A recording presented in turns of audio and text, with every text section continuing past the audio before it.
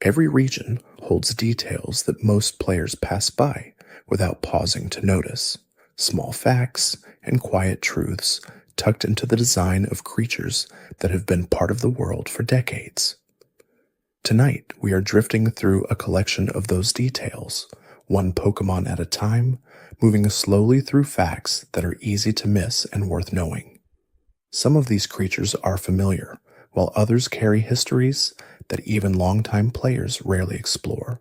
And before you drift any further, please consider subscribing to join the Cozy Club for more videos like this, and tell me where you're watching from tonight. There is more here than most people realize when they look closely enough, and a good place to begin is with a Pokémon that has existed since the very first generation, and yet still holds details that are rarely discussed. Slowpoke is one of those Pokémon that feels almost too simple to examine closely. Its name is a reference to its disposition. Its design is round and unhurried. Its expression carries a kind of vacancy that reads as peaceful rather than empty. But the details surrounding Slowpoke go much deeper than its surface impression suggests. According to its Pokédex entries, Slowpoke fishes by dangling its tail into water and waiting for something to bite. This is not a strategy in any traditional sense. It simply holds its tail in the water and forgets that it is doing so. By the time it notices a bite, so much time has passed that the experience barely registers as connected to the original action. This delay is not just a personality quirk. It is built into Slowpoke's biology in a way that shapes how it interacts with the world around it. The entries across multiple games describe how Slowpoke is completely untroubled by pain or urgency. When something bites its tail, it takes several seconds before the sensation reaches its brain. This delay is consistent across games and is treated not as a flaw, but as simply the way Slowpoke exists. It is not suffering from the slowness. It is built for it. What makes this detail interesting is how it connects to Slowpoke's evolution. When a Shelder bites onto Slowpoke's tail, the combination triggers a chemical reaction. The Shelder's venom flows into Slowpoke and causes a sudden and dramatic change. Slowpoke becomes Slowbro. The creature that was perfectly content to wait indefinitely is now fused with something that refuses to let go. The Shelder is said to clamp down and never release, feeding on the nutrients in Slowpoke's tail for the rest of its life. And in exchange, Slowpoke gains intelligence and capability it did not previously possess. This is one of the stranger evolutionary relationships in the series. The Shelder that attaches to Slowbro is technically a separate Pokémon. It has its own design, its own typing, its own existence. But once it becomes part of Slowbro, it takes on a new shape and a new role. The spiral shell of a wild Shelder becomes a different shape entirely when it fuses with Slowpoke. This transformation is specific to this fusion. No other Shelder changes in this way. The relationship creates something neither creature would be on its own. There is also a secondary evolution that uses the same mechanism but in a different location. If a Shelder bites onto Slowpoke's head instead of its tail, the result is Slowking.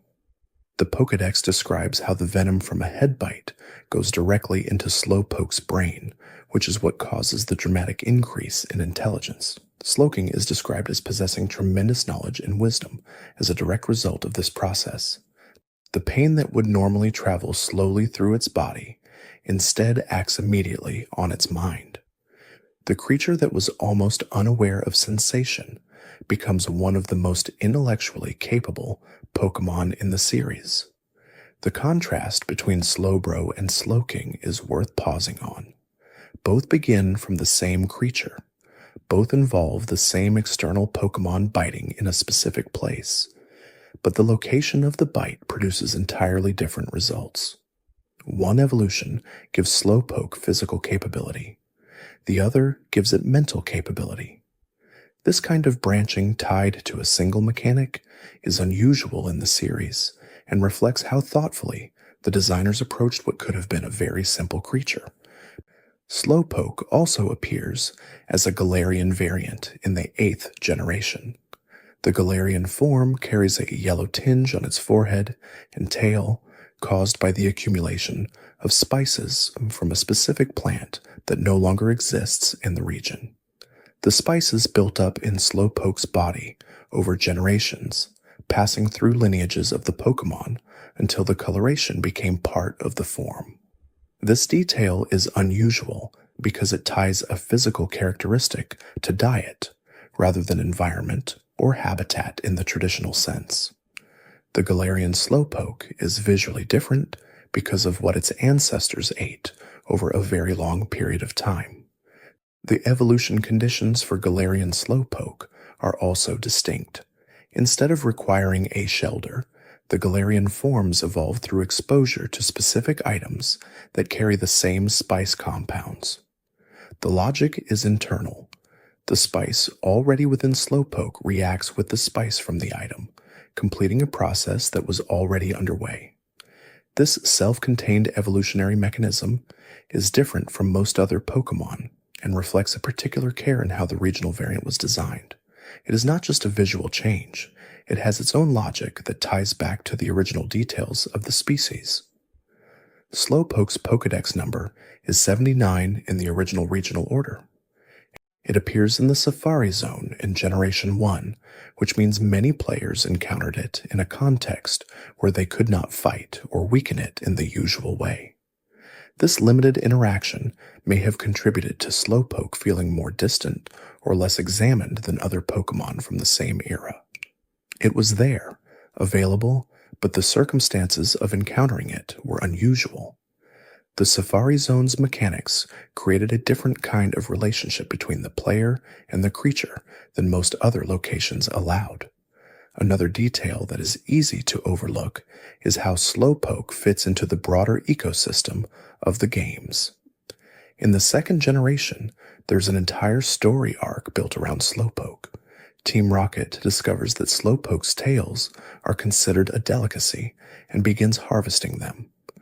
The player finds Slowpoke with their tails cut off at Slowpoke Well and must stop the operation. This is one of the darker moments that's in the early games. The Pokémon is being harmed for commercial purposes, and the player has to intervene directly.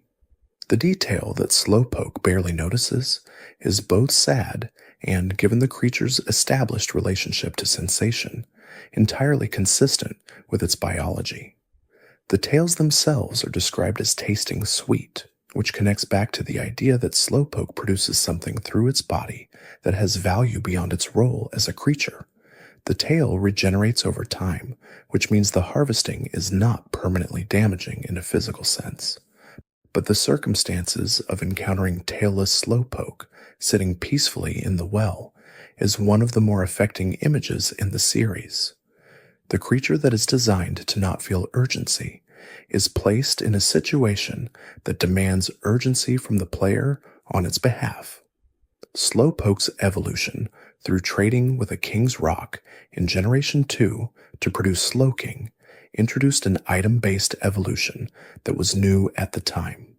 The King's Rock is a held item that can cause opponents to flinch and has a secondary function as an evolution trigger.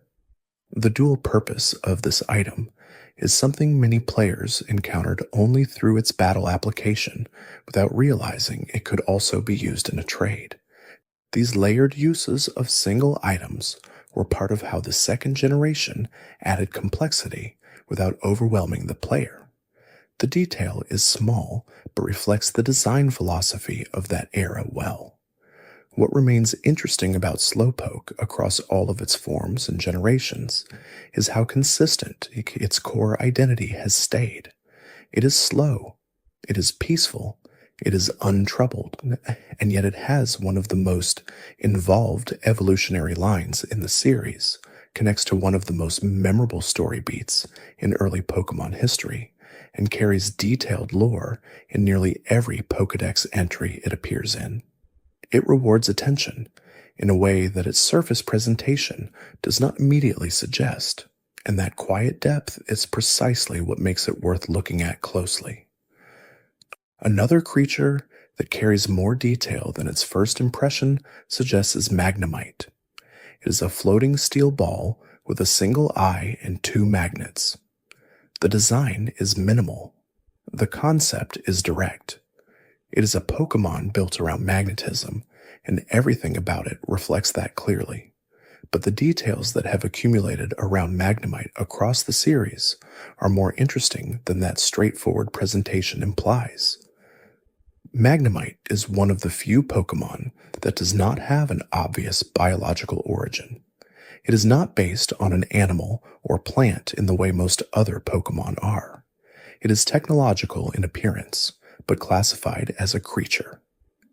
The Pokédex entries describe it as emitting electromagnetic waves from the units on the sides of its body, and these waves create a field that allows it to float and remain stationary in the air. This flotation is not flight in the traditional sense. It does not use wings or force. It simply neutralizes gravity through electromagnetic output. This detail becomes more interesting when considered alongside Magnemite's typing. In the original games, it was purely an electric type. The steel type did not exist until the second generation. When steel was introduced, Magnemite was retroactively given that dual typing. This is one of the relatively rare cases where a Pokémon's type changed between generations. The addition of steel typing made logical sense given its appearance, but it also significantly changed how it functioned in battle. Magnemite became resistant to many more types and took on a new defensive profile that it did not originally have. The three-stage evolution from Magnemite to Magneton to Magnezone reflects a pattern of growth through combination. Magneton is three Magnemite that have grouped together and function as a single unit. The individual Magnemite that make up a Magneton can still be identified within the shape. This is unusual because most multi-component Pokémon fully merge into something that looks like a single new creature. Magneton looks like three Magnemite because that is exactly what it is. The design choice reinforces the idea that electromagnetic attraction is strong enough to bind them permanently. Magneton's Pokédex entries describe a phenomenon that accompanies its presence. When Magneton appears, electronic devices in the vicinity malfunction. This is described not as an intentional act, but as a consequence of its electromagnetic field. Magneton cannot help disrupting electronics around it.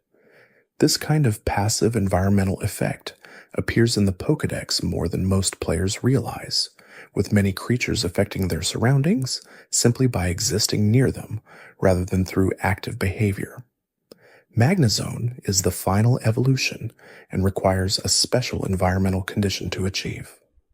In most games, Magnemite must be evolved in an area with a strong magnetic field. Specific locations within each region carry this property, and the player must bring Magneton there to trigger the evolution. The location-based requirement reflects the idea that the environmental energy is what completes the transformation. Magnezone cannot become what it is without the right conditions being present. This connects its evolution to the world in a way that feels grounded even for a creature that floats and is made of magnets. The design of Magnezone adds visual elements that Magnemite and Magneton do not have. It gains a more saucer-like body with additional units and a more complex arrangement. It looks more like a constructed object than Magnemite does, which is interesting because the series treats it as a living creature that evolved naturally through environmental exposure. The tension between its appearance as a machine and its classification as a living Pokémon is something the entries acknowledge without fully resolving. Some entries suggest it generates its own electromagnetic field, strong enough to change weather patterns locally. Others describe it as moving in patterns that respond to external magnetic forces. Both describe a creature that is deeply integrated with invisible forces that surround it. Magnemite also has a curious relationship with other electric-type Pokémon. It is sometimes described as gathering near power plants or other sources of electricity drawn by the energy output. This behavior places it alongside Electrode, Jolteon, and others as creatures that seek electrical sources not for predatory reasons, but because the energy itself is sustaining or attractive to them. The idea of a creature drawn to electricity like a plant is drawn to sunlight is one of the more interesting ecological frameworks the Pokédex builds across multiple entries without always stating it directly. There is also a detail in the second generation that involves Magneton specifically. In certain weather conditions during that era, Pokédex entries reference a strange noise that can be detected near large gatherings of Magneton. The noise is described as unpleasant and disorienting. It is one of the few cases where a Pokémon's presence is explicitly described as having a sensory effect on humans nearby that goes beyond the electromagnetic disruption to electronics. The combined field of many Magneton creates something different from the sum of its parts, which is a detail that connects back to how Magneton itself is formed. Magnezone's later appearances in competitive play made it one of the more strategically interesting Pokémon in the series for a period. Its ability to trap Steel-type opponents through a specific ability created situations where it could prevent entire categories of Pokémon from escaping. This role as a trapper, using its magnetic identity in a competitive context, is one of the neater translations of a Pokémon's thematic identity into a mechanical function. Its design says magnetism, and its competitive role reflects exactly that, through the idea of attraction being so strong that certain opponents simply cannot leave. The quiet details that accumulate around even a simple-seeming creature like Magnemite show how the series has always rewarded careful reading. The type change, the environmental evolution, the passive disruption, the collective noise of large gatherings, the competitive trapping role, all of these pieces fit together into something richer than a floating magnet ball initially suggests. Moving further through the collection of facts that are worth knowing, there is a Pokémon in the second generation that carries one of the more unusual histories in the series. Unown is perhaps the most discussed and least understood of all the creatures introduced in Johto. It exists in 28 forms, one for each letter of the English alphabet, plus 2 additional forms for punctuation marks. Each form looks like an ancient letter, a symbol carved into stone or pressed into clay. The design communicates age and mystery before any entry is read. The Pokédex describes Unown as ancient, older than recorded history. It is said to have predated the written word, and the symbols that writing systems eventually developed may have been based on the shapes of Unown rather than the reverse. This suggestion that a living creature's form inspired human language is one of the more unusual claims the series makes, and it does so quietly in a few lines of Pokédex text without elaborating on what the implications of that would be. Unown is connected to a specific location in the Johto region. The ruins of Alf, an ancient site south of Violet City, is where Unown are found in the second generation games. The ruins contain puzzles built from stone tiles that, when solved, release Unown from the walls where they have been embedded. This emergence from walls suggests that Unown exists in a space between dimensions or states of being. They are in the walls until they are not. No explanation is given for how they got there or how long they have been present. The radio in the second generation games picks up a specific signal within the ruins of Alf that cannot be tuned or identified. It plays as noise, as something not meant for the equipment being used. This ambient detail is never explained within the games. It is there for those who explore the ruins and tune their radio, and it adds to the sense that Unown's presence has effects that extend beyond what can be directly observed. In the third game of the second generation era, Unown were given additional contextual weight through the plot of the movie that accompanied that generation. The film explores what happens when Unown's power accumulates without control, and it treats the creatures not as malevolent, but as reactive. They amplify what is around them. They do not have their own agenda in the traditional sense. They are channels. This portrayal aligns with how they function in the games, where they exist in locations of historical significance and cannot be trained to do very much in battle. Unown's battle capabilities are deliberately limited. It learns only one move. It has no evolution. It cannot hold items effectively in most gameplay contexts.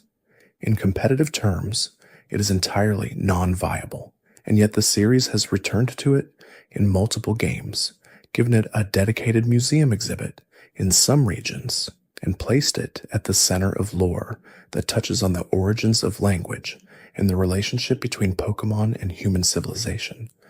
The decision to make something so narratively weighted, so mechanically simple, is unusual and suggests a deliberate choice about what role it was meant to play in the world. The 28 forms of Unown are not simply cosmetic. Each form requires specific conditions to encounter in certain games. In the second generation, most forms are found only after completing specific puzzles within the ruins. The punctuation forms, representing an exclamation mark and a question mark, were introduced later and require additional steps to access.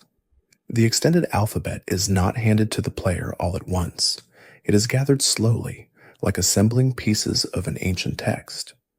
There is a report that players can collect in the ruins that tracks how many different forms of Unown have been encountered.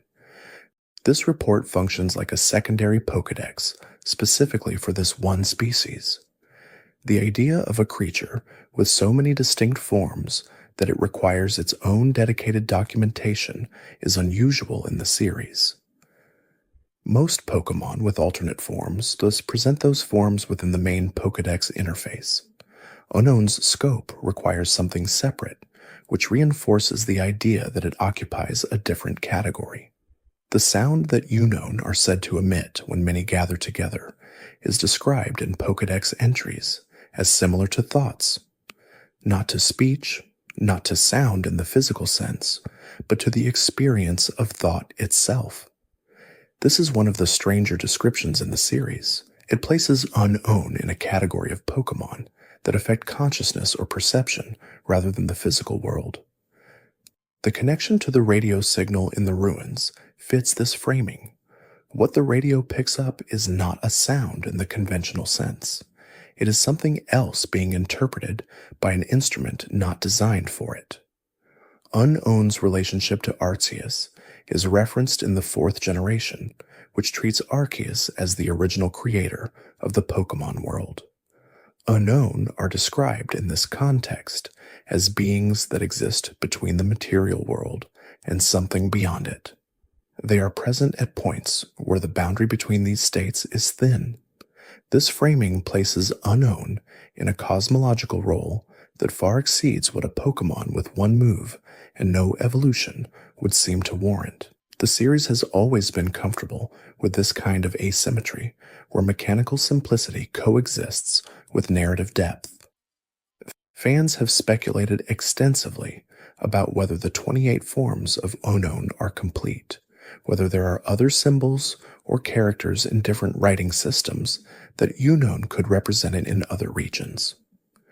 The games have not answered this definitively, but the implication that Unown predates all writing systems leaves open the possibility that its forms are not limited to the Roman alphabet that the games have depicted. The mystery is built into the design from the beginning and has never been fully resolved. Another Pokémon from the earlier generations that carries quiet details worth examining is Gengar. It is one of the most recognized Pokémon in the series, one of the original final evolutions, and carries a design that has remained largely consistent since the beginning. But the lore around Gengar has accumulated across generations in ways that shift its character considerably when read carefully. Gengar is described in early entries as a creature that lives in dark corners and feeds on the warmth of those sleeping nearby. The chill that some people feel in a room late at night, the cold that comes without a draft, is described as Gengar drawing heat from the air as it watches. This framing places Gengar not as a monster that attacks, but as a presence that observes and takes something invisible in the process. The relationship is passive and predatory in a very particular way. Later entries add a different layer. Some descriptions suggest that Gengar was once a human or a being that experienced great loss, and the sorrow of that experience is what tethers it to the world of the living. This is not stated as fact in most games, but is a suggestion, a possibility present in certain regional folklore within the games. The idea that Gengar might be a transformed human or something shaped by human emotion places it in the same category as certain ghost and psychic-type Pokémon that exist on the boundary between states of being. Gengar's design carries a detail that has become a recurring discussion in the fan community. In the original games, Clefable's silhouette and Gengar's silhouette are nearly identical in shape when overlaid. Both have round bodies, small ears or horns, and similar proportions. Whether this was an intentional design choice or a coincidence of early sprite limitations has never been officially confirmed. But the visual similarity between a normal type fairy-adjacent creature and a ghost poison type has been present from the beginning and seems too precise to be entirely accidental. The Mega Evolution form introduced in the 6th generation gave Gengar a new design that altered its expression significantly. Mega Gengar sinks partially into the ground, leaving only the upper portion of its body visible, and its expression becomes more intense and unsettling. The entries for Mega Gengar describe it as having lost whatever feeling of connection it retained in its normal form. The warmth it once passively drew from its environment is gone. It has become something colder and more consumed by the hunger that defines its existence in this form. Gigantamax Gengar, introduced in the 8th generation, presents yet another transformation. Its mouth becomes enormous, a tunnel leading somewhere beyond, and it is described as a portal to the underworld. Players and Pokémon who are drawn toward it are said to hear voices from the other side. The giant mouth as a threshold between worlds is a continuation of the idea that Gengar exists at the boundary between the living and whatever lies beyond it. Each powered-up form pushes that idea further, from a watcher in the cold to an open door. Gengar's role in competitive battling has shifted significantly across generations. In the early games, it was one of the fastest and most threatening special attackers available. As generations introduced new mechanics, new abilities, and new Pokémon that filled similar roles, Gengar's position changed. The introduction of the Levitate ability gave it immunity to ground-type moves, which made it significantly more difficult to handle. Later changes removed that immunity, altering its defensive profile. These shifts reflect how a Pokémon's identity in competitive contexts can change dramatically without the creature itself changing in design or lore. The first-generation sprites of Gengar are worth noting separately. The original sprite shows a creature that looks quite different from the Gengar most players recognize today. The expression is wider, the shape is broader, and the overall feeling is more unsettling in a different way than later designs. The second-generation sprite shifted the design towards something closer to what became the standard. The evolution of Gengar's visual presentation across sprite generations reflects the broader refinement of Pokémon design as the series' technical capabilities improved.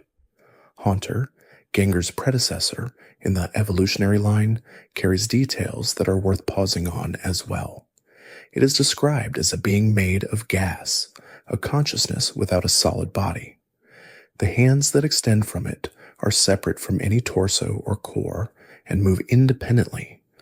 Haunter is said to lick victims with a tongue that causes paralysis and sometimes death, which is one of the more extreme descriptions in the original Pokédex. The early entries were often more willing to include darker implications, and Haunters were among the most direct. Ghastly, the beginning of the line, is almost entirely gas. Its body is 95% gas, according to entries, with a small core that carries its consciousness. Wind can disperse a Ghastly, and in strong weather, it must hide to avoid being scattered. The idea of a Pokémon that can be undone by weather is unusual and gives Ghastly a fragility that most ghost types do not share. It is threatening in enclosed spaces, but vulnerable in the open, which fits its habit of inhabiting abandoned buildings and dark interiors. The whole line from Ghastly to Gengar represents a gradual condensation of something that begins almost without form and ends as one of the series' most recognizable creatures. The progression is not just visual, but conceptual. What starts as dispersed gas becomes gas with intent, and then intent given form, and finally a presence that is fully realized and capable of affecting the world in very specific ways. If you're still awake halfway through, maybe subscribe before you drift off, and tell me what time it is where you're watching from. There is a creature from the 5th generation that carries one of the more interesting backstories in the series, and yet does not always receive the attention that its depth warrants. Chandelure is the final form of a line that begins with Litwick and progresses through Lampent. The entire line is built around light and the consuming of life force, but the specific details of how that process works make Chandelure more complex than its elegant, chandelier-inspired design initially suggests. Litwick is described as a small candle-like creature that pretends to guide travelers through dark places. The light it produces is real, but following it leads away from where the traveler intended to go. As Litwick guides someone deeper into darkness, it absorbs the life energy that flows from them. The prey does not disappear or die immediately. The warmth is slowly drawn out, leaving the person feeling lost and fatigued. The process is gradual enough that the victim may not notice until the effect is significant. Lampent, the middle evolution, haunts hospitals and places where people are dying. It is said to arrive at a person's location shortly before their death, drawn there by some awareness of when life is ending. When a person dies, Lampent absorbs the departing soul. The entry is direct about this. The soul is absorbed to fuel Lampent's flame. This is different from Litwick's gradual siphoning. Lampent is described as a creature that waits for death and then consumes what departs from the body. Chandelure continues this theme, but in a more complete way. Its entries describe it as burning souls that it absorbs, using that energy to maintain its flame. The souls of those burned by Chandelure are described as wandering the world forever, unable to pass on because the energy that should have carried them elsewhere is now part of the Chandelure's fire. This detail is one of the darker implications in the series. The creature does not just take life, it prevents whatever follows life from proceeding as it should. The design of Chandelure is elegant rather than threatening. It looks like an ornate light fixture, something that would hang in a ballroom or a grand hall. The arms curve gracefully, and the flames are purple, which connects it visually to ghost typing without making it look overtly monstrous. This contrast between aesthetic grace and the violence of its lore is deliberate. Something that burns trapped souls should probably look threatening. That Chandelure does not makes it stranger and more interesting. The fire ghost typing of the line is one of several dual typings that combine an elemental force with a supernatural state. Other combinations like this appear across the series, but the fire ghost combination specifically reinforces the theme of flames that do not warm but consume something other than physical matter. The purple flame seen in ghost-connected Pokémon appears in multiple species and is treated as distinct from ordinary fire. It is colder in some descriptions and capable of affecting things that regular fire cannot touch. Chandelure's competitive identity in the 5th generation was significant. Its special attack stat was among the highest of any non-legendary Pokémon at the time of its introduction, and it had access to moves that allowed it to hit both fire and ghost-type coverage effectively. The Shadow Tag ability, which prevents opponents from switching, was originally part of its ability pool before being removed in certain formats due to the combination being considered too powerful to manage. The removal reflects how directly Chandelure's design theme, consuming and trapping souls, translated into its competitive function. The line's relationship to the afterlife connects it to other Pokémon that interact with themes of death and what follows. Yamask, introduced in the same generation, carries a mask that is described as the face of the human it once was. Cofagrigus, its evolution, inhabits ancient coffins and pulls wandering humans inside. The 5th generation was more willing than previous ones to engage directly with death as a theme across multiple Pokémon, and the Litwick line is the clearest example of that willingness being applied to a creature that looks approachable. The locations where the Litwick line can be found in the games reinforce their theme. Litwick is encountered in a haunted mansion populated by ghost types. The building is described as a place where spirits gather because something about the structure or its history draws them.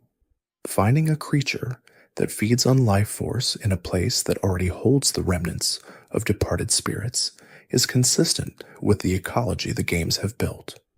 Where there are wandering souls, there is something that can consume them. Another Pokémon from the same generation that carries details worth knowing is Sigilyph. It is a flying psychic type that resembles an ancient Egyptian figure combined with the aesthetic of a totem or a guardian symbol. The Pokédex entries describe it as one of the Pokémon that was created to patrol an ancient city. The patrol was its purpose, and it continues that patrol long after the city it was protecting has ceased to exist. It flies the same route now that it flew then, unable or unwilling to deviate from the path that was established for it. This concept of a Pokémon fulfilling a function beyond the context that originally required that function is one of the more melancholy ideas the series has explored. Sigilyph is not broken or confused. It is doing exactly what it was made to do. The problem is that the reason for doing it no longer exists. The city is gone. The people who needed protection are gone. But the patrol continues because the Pokémon has no mechanism to stop. The design of Sigilyph reflects multiple visual traditions. The eyes on its body and wings are reminiscent of the eye-like symbols found in protective talismans across many cultures. The geometric shapes and the sense of formal structure connect it to ancient architectural decoration. It looks like something that should be carved into stone rather than flying through the air, which reinforces the idea that it belongs to an earlier era and is out of place in the present one. Sigilyph's move pool reflects its nature as both a psychic creature and a protector. It has access to moves that set up barriers and reflect incoming attacks, which fits the idea of a guardian designed to deflect threats.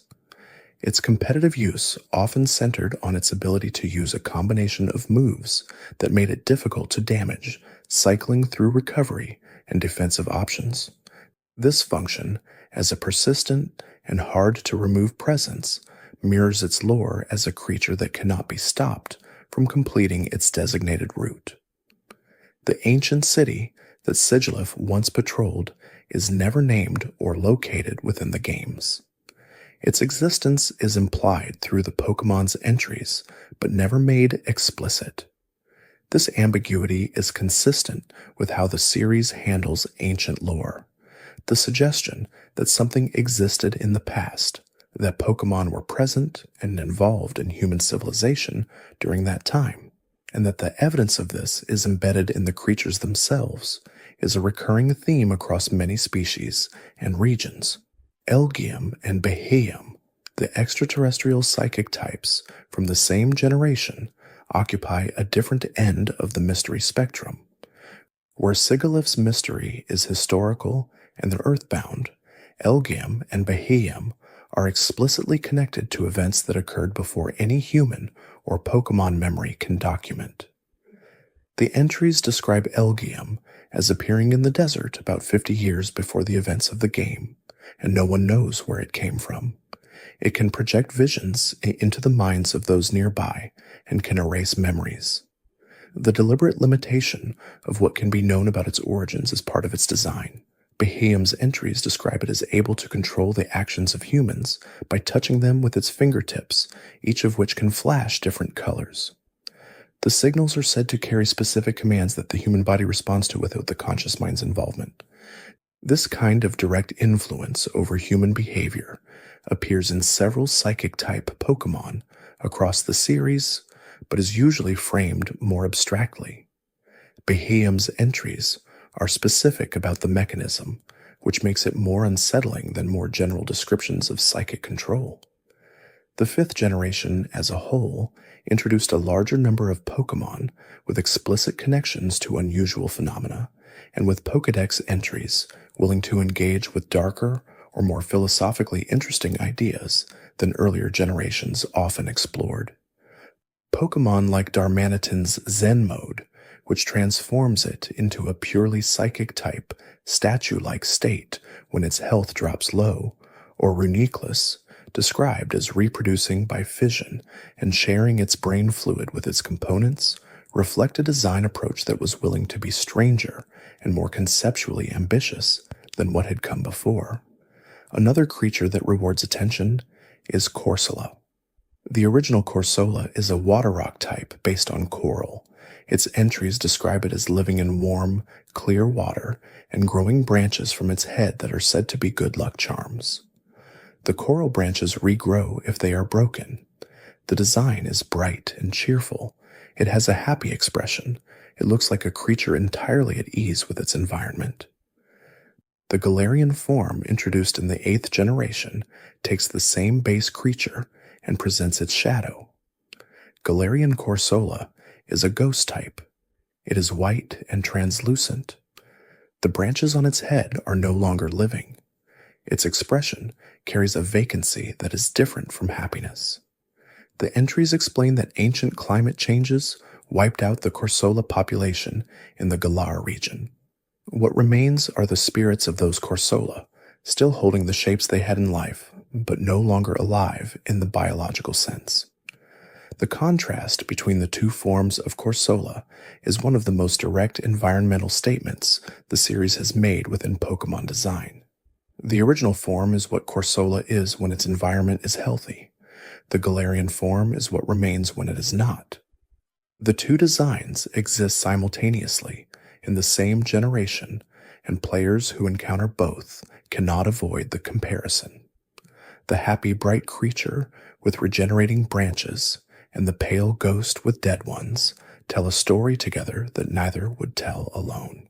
Galarian Corsola evolves into Corsola, which takes the ghost concept further. Corsola's body is almost entirely gone. What is left is the spectral energy that the creature is made of, spilling out of the remaining shell of what once was a body.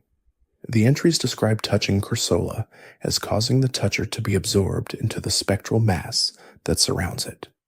The progression from living coral to ghost coral to something barely retaining the shape of coral is a complete narrative arc contained within a single evolutionary line. Real-world coral bleaching, the process by which coral loses its color and eventually dies when ocean temperatures rise, parallels the visual language of the Galarian line. The bleached white of the ghost form matches the appearance of coral that has experienced this process. Whether the connection was intentional or represents the game designers responding to something they were aware of in the natural world, The parallel is present and makes the design resonate differently for anyone who recognizes it. Corsola's original form also has a detail in its entries that is easy to overlook. In the original games, it is described as fighting for survival against a species called Tentacool, which preys on coral, including Corsola. This places Corsola within a food chain and gives it an ecological context that most Pokémon do not receive this explicitly. It is not just a creature, it is part of a system where it is both a participant and a target. That ecological framing becomes more poignant when considered alongside the Galarian form, which exists because the conditions that allowed Corsola to thrive within that system no longer exist. Ditto carries its own category of interesting details. It is one of the most mechanically unusual Pokémon in the series, capable of transforming into a copy of any other creature it encounters. The transform move it uses creates a version of the target that can use all of the target's moves and adopts its appearance. The copy is not perfect in certain contexts. In the original games, a transformed Ditto retained its own HP value and had limited move points for each copied move. These constraints meant that a transformed Ditto was close to the original, but not identical. The Pokédex entries for Ditto have remained relatively consistent. It transforms by rearranging its cells to match the structure of whatever it is copying. The process is described as complete enough that even other Pokémon cannot distinguish the copy from the original in some descriptions. Other entries note that Ditto sometimes has difficulty maintaining the copy in certain features, particularly facial expressions, which can slip or become imperfect when the Ditto is not fully concentrating. Ditto's biological role in the games has become central to the breeding system. It is the only Pokémon that can breed with almost any other species across any egg group. This makes it the universal breeding partner in a system that otherwise requires compatible egg groups. The practical utility of Ditto for players who want to breed specific Pokémon has made it one of the most sought-after Pokémon in the series. It is not just mechanically interesting as a battle creature, it is structurally important to a major game system. The question of what Ditto actually is has never been answered definitively by the games. Some player theories have suggested that Ditto might be a failed experiment related to Mew, based on the fact that both share the ability to use Transform, and both are described as possessing the genetic code of all other Pokémon in some entries. The entries that describe Mew as containing the DNA of every Pokémon and Ditto's ability to copy any Pokémon have created a persistent connection between the two in how players think about them. The series has never confirmed this relationship. Ditto's appearances across different games and regions have sometimes given it unusual roles. In certain storylines, Ditto has been used by antagonist organizations to impersonate other creatures or people, leveraging its transformation ability for purposes beyond battle. This role as an infiltrator or impersonator reflects how the creature's abilities translate into narrative function when the games explore it beyond the basic mechanics.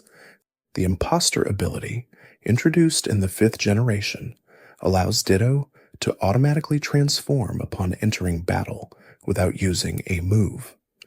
This ability changed how Ditto functioned competitively. It no longer needed to spend a turn transforming. It could arrive as a copy of whatever it faced immediately. This made it a different kind of threat and opened competitive strategies around using Ditto to mirror powerful opponents. The ability's name references the idea of an impersonator and aligns with how the creature has been portrayed in non-battle contexts as well. Ditto's color variant, the shiny form, changes its usual purple-pink to blue. This is notable because the shiny form of a transformed Ditto takes on the shiny form of whatever it has copied rather than appearing blue. The blue coloration is only visible when Ditto has not yet transformed. This means most players encounter Ditto's actual shiny appearance only briefly, in the moment before it transforms, which creates a small and easily missed detail in how the creature's rare form actually presents itself. The Pokémon that many players have interacted with, but few have examined carefully, is Snorlax. It is one of the most recognizable creatures in the series, blocking roads in the original Kanto games and requiring a specific item to wake it. But the details in its entries and the specifics of its biology are worth knowing separately from its role as a road obstacle. Snorlax is described as consuming around 900 pounds of food per day. It eats continuously when awake and then sleeps off the meal, which can take many hours. The description creates a cycle where Snorlax is either eating or sleeping with very little time for anything else. This complete dedication to consumption and rest defines how it moves through the world. It does not chase or hunt. It wanders to where food is, eats until it cannot continue, and then rests until it is ready to eat again. The food Snorlax eats is described as essentially anything. Berries, fish, plants, and other sources are all consumed without preference. Some entries note that Snorlax's stomach acids are strong enough to digest most materials without difficulty.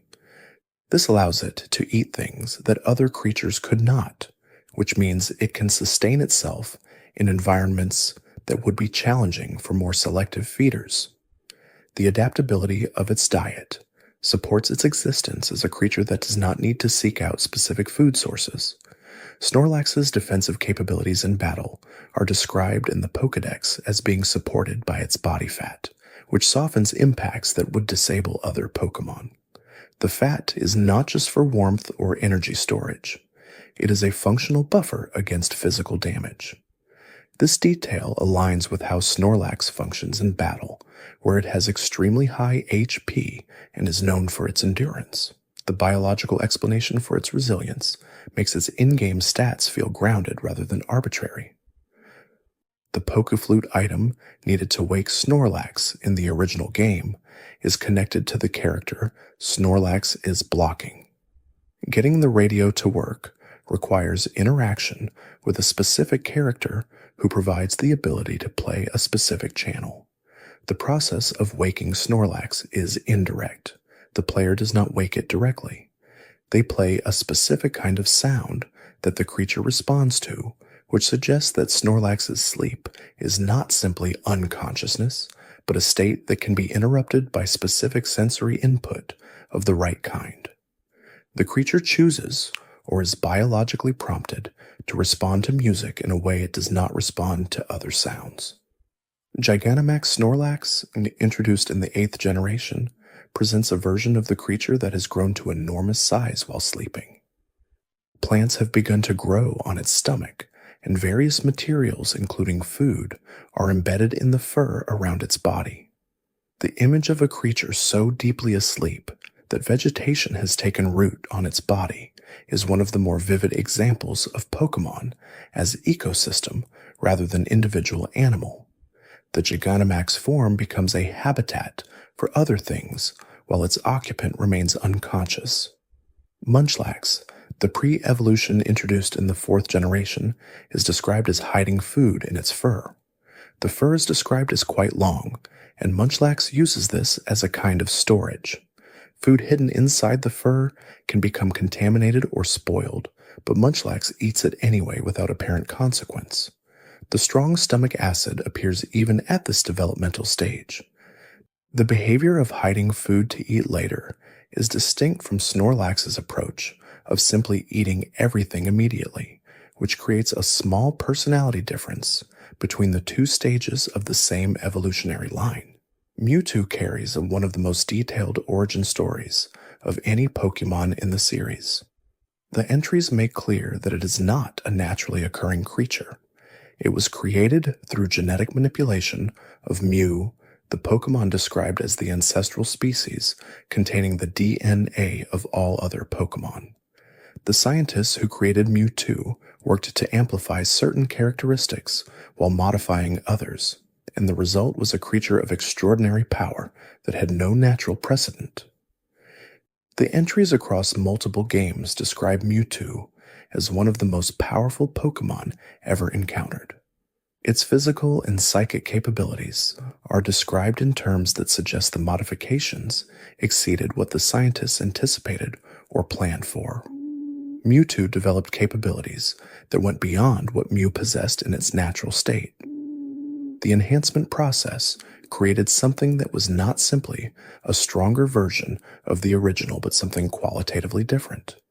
Mewtwo's emotional state is described in several entries as one of constant pain or anger. The artificial nature of its creation, having been born into captivity and subjected to experiments, is presented as having shaped its character in ways that distinguish it from wild Pokémon. It is described as having a savage heart in some entries and as living only for battle in others. The suffering implied by its origin is embedded in how it experiences the world, which is unusual for Pokémon entries that more often describe creatures in terms of natural behavior rather than emotional states shaped by specific histories. The two Mega Evolutions of Mewtwo, Mega Mewtwo X and Mega Mewtwo Y, represent different interpretations of what additional power could look like for this creature. One form becomes physical and imposing, the other becomes more cerebral and alien. The divergence suggests that the potential within Mewtwo is not fixed, but can channel in different directions depending on conditions. This flexibility within an already powerful creature is consistent with the idea that the full extent of what Mewtwo is capable of remains uncertain. The relationship between Mewtwo and Mew across the series has been one of the more philosophically interesting threads the games have maintained. Mew is described as playful, gentle, and present throughout the world in ways that are rarely witnessed. Mewtwo is its inverse, created rather than born, powerful rather than subtle, defined by conflict rather than curiosity. The two exist as contrasts, and the implication that one directly caused the existence of the other creates a relationship that is not quite parentage and not quite reflection. Another creature from the original games that carries lore worth examining is Alakazam. The entries for Alakazam describe it as having an IQ that surpasses any other creature in the world, including humans. The number given in various entries is around 5,000. The brain cells Alakazam possesses number in the tens of billions, far exceeding the count in a human brain, and its memory is described as perfect. It remembers everything it has experienced from birth onward, without loss or degradation. The spoons that Alakazam carries are bent by its own psychic power.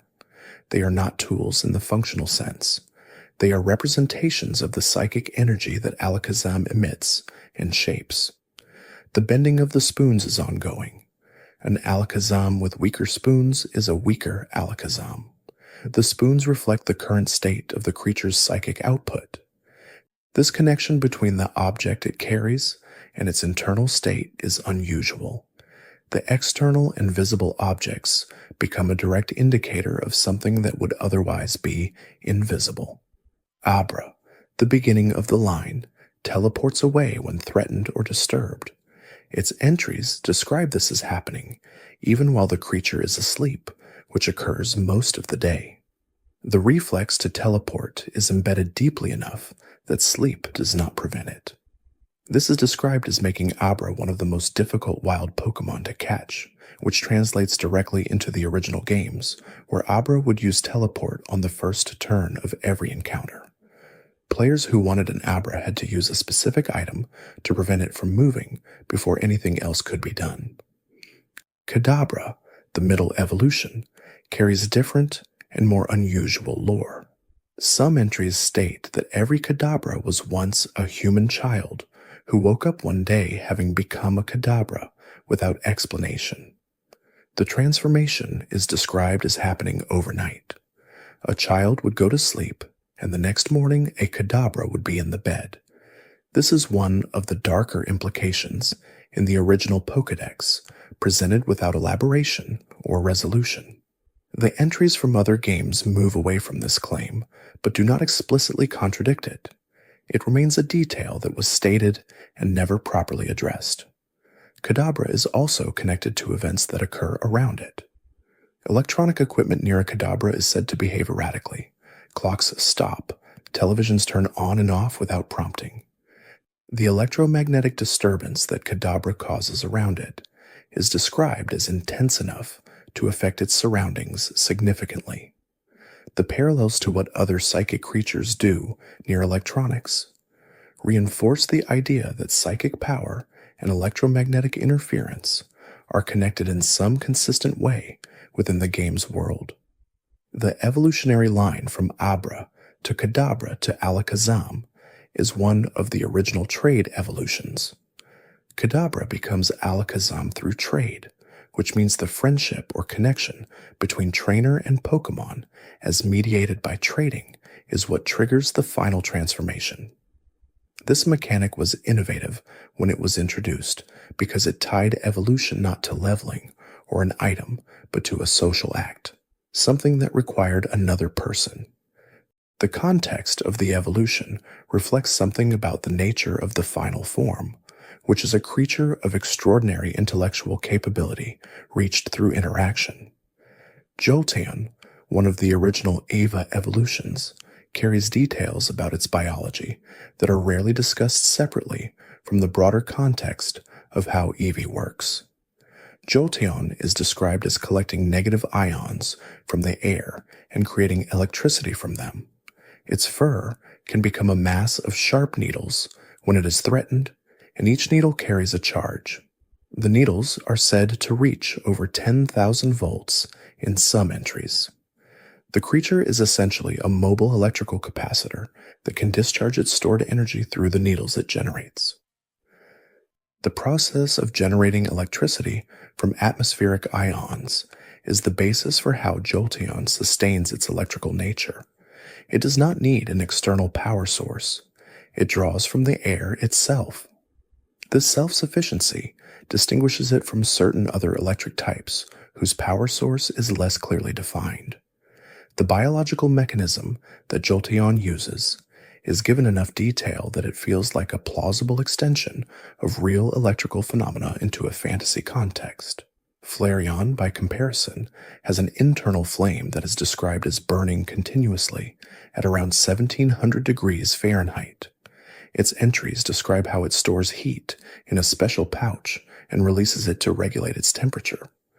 The breath that Flareon exhales can exceed this temperature, making it one of the most intensely hot-capable Pokémon, despite not being as prominently discussed as other fire types. Its fluffy appearance does not immediately suggest this level of heat output, which is another case of the design creating an appearance that underrepresents the creature's actual capabilities. Vaporeon is described as having the ability to blend into water perfectly. Its cellular structure is described as similar to water molecules, which allows it to dissolve and become undetectable in any body of water. The entries note that this is why people mistake moving water for Vaporeon or vice versa. The ability to become part of the water, rather than simply moving through it, is distinct from other water types that simply swim. Vaporeon becomes something less defined than an individual creature when it fully releases its form into water. The later Eevee evolutions, introduced across different generations, each explore a specific elemental identity through the lens of what evolution does to Eevee's unusual genetic flexibility. Espeon, the psychic type, has a forked tail that acts as a sensory organ capable of detecting air currents and predicting the weather or the movements of opponents. Umbreon, the dark type, releases a toxic sweat when threatened that poisons whatever it touches. The glowing rings on its body are described as becoming more intense when it is about to act aggressively. Leafeon is described as photosynthesizing in a way similar to plants, converting sunlight into energy rather than relying entirely on food. The air near a Leafeon is described as smelling of fresh leaves and as being notably cleaner than the surrounding environment. Glaceon, the ice type, can freeze moisture in the air around it and control the formation of ice crystals at extremely fine scales. It is described as being able to lower its own body temperature to below -75 degrees Fahrenheit. Sylveon, the fairy type introduced in the 6th generation, uses ribbon-like appendages to sense the emotional states of those nearby. It releases an aura that calms aggression and is described as intentionally using this ability to disarm tension around it. The entries frame Sylveon as choosing to use its abilities toward peace rather than conflict. This characterization is different from most Pokémon whose behaviors are described as instinctual. Sylveon is described as making deliberate choices about how to use what it can do. The breadth of what the Eevee line explores across generations reflects something about how the series thinks about evolution and variety. Where most evolutionary lines represent a single progression from one form to another, Eevee's line demonstrates that the same origin point can produce radically different outcomes depending on conditions.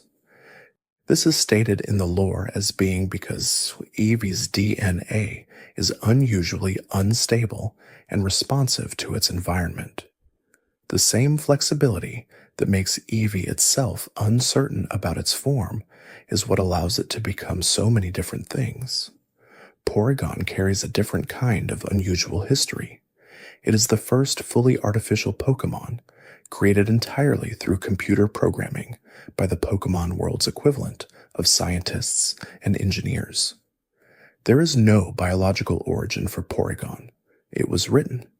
Its existence in the world of Pokémon as a creature with a Pokédex entry and the ability to be caught in some contexts creates interesting questions about what defines a Pokémon versus what defines a program.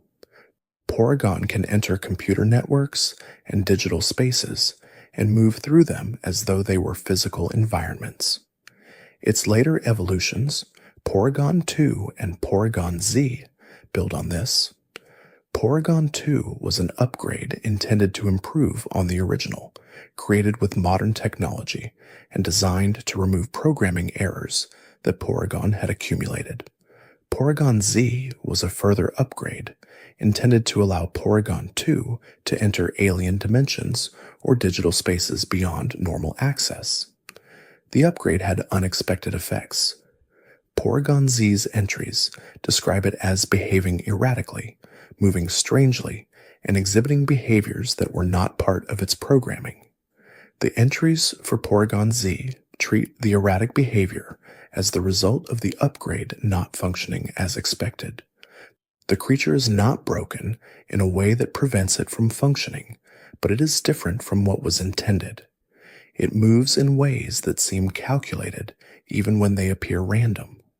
Some entries suggest that what looks like malfunction may actually be something more like adaptation, the program finding new ways to behave that its designers did not plan for.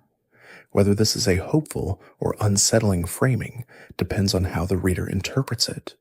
Porygon's competitive history is unusual for a reason separate from its design or lore. The Pokémon was removed from the competitive format in certain years due to a real-world event in which a specific episode of the original anime caused photosensitive seizures in viewers. The episode featured Porygon prominently, and the creature was removed from the anime as a result, despite not being the source of the problematic visual effect in the episode. This real-world consequence affecting how a fictional creature is treated has given Porygon a unique status in the history of the series that no lore detail could replicate. Delibird is one of those Pokémon that is consistently underestimated both in terms of battle capability and in terms of how interesting its lore actually is. Its design references the visual language of holiday tradition, carrying a sack and resembling a penguin. But the entries describe Delibird as a creature that actually shares its stored food with those it encounters, which sometimes includes sharing with lost travelers or creatures in distress. This behavior is described as instinctual rather than conscious. Delibird does not choose to be generous. It simply distributes what it has stored. The move present, which Delibird is associated with, reflects this behavior directly. It either deals damage or heals the target depending on a random factor, which is mechanically unusual. The randomness reflects the unpredictability of what Delibird is handing over. Sometimes the gift is something useful, sometimes it has a different effect. The move's design is directly tied to the creature's thematic identity, in a way that is more literal than most Pokémon moves. Murkrow is another creature from the second generation whose lore goes deeper than its straightforward dark flying design suggests. It is described in multiple entries as a bad omen, a creature whose appearance brings misfortune. The specific misfortune it is associated with varies. Some entries say crossing its path brings 7 years of bad luck. Others describe it as being followed by disaster without specifying how. The accumulated superstitions around Murkrow in the Pokémon world reflect how folklore works in general, with different communities attributing different specifics to the same creature's presence. Murkrow is also described as leading travelers astray at night, similar to what Litwick does but using different means. Rather than offering false light, Murkrow calls out in the dark in ways that disorient those who hear it. The connection between Murkrow and the night, combined with its role in misdirection, gives it an identity as a creature of dark paths and wrong turns that goes beyond simply being a dark-type bird. Honchkrow, the evolution introduced in the 4th generation, takes the same creature and places it in a leadership role. Its entries describe it as a boss that controls other Murkrow, sending them out to bring back food and punishing those that return empty-handed. The social structures implied in the entries is more complex than most Pokémon evolutionary relationships suggest. The leader-follower dynamic between Honchkrow and the Murkrow it commands creates an ecosystem within a single evolutionary line. Another creature whose lore carries more weight than its design immediately suggests is Shuppet. It is a small ghost type that resembles a simple puppet, triangular and plain, but its entries describe it as being drawn to homes and people who carry feelings of jealousy, resentment, or grudges. It feeds on these emotions, absorbing negative feelings in a way that is described as helping to drain those feelings from the person who hosts them. The creature that looks like a simple puppet is described as a kind of emotional parasite that inadvertently functions as a pressure release.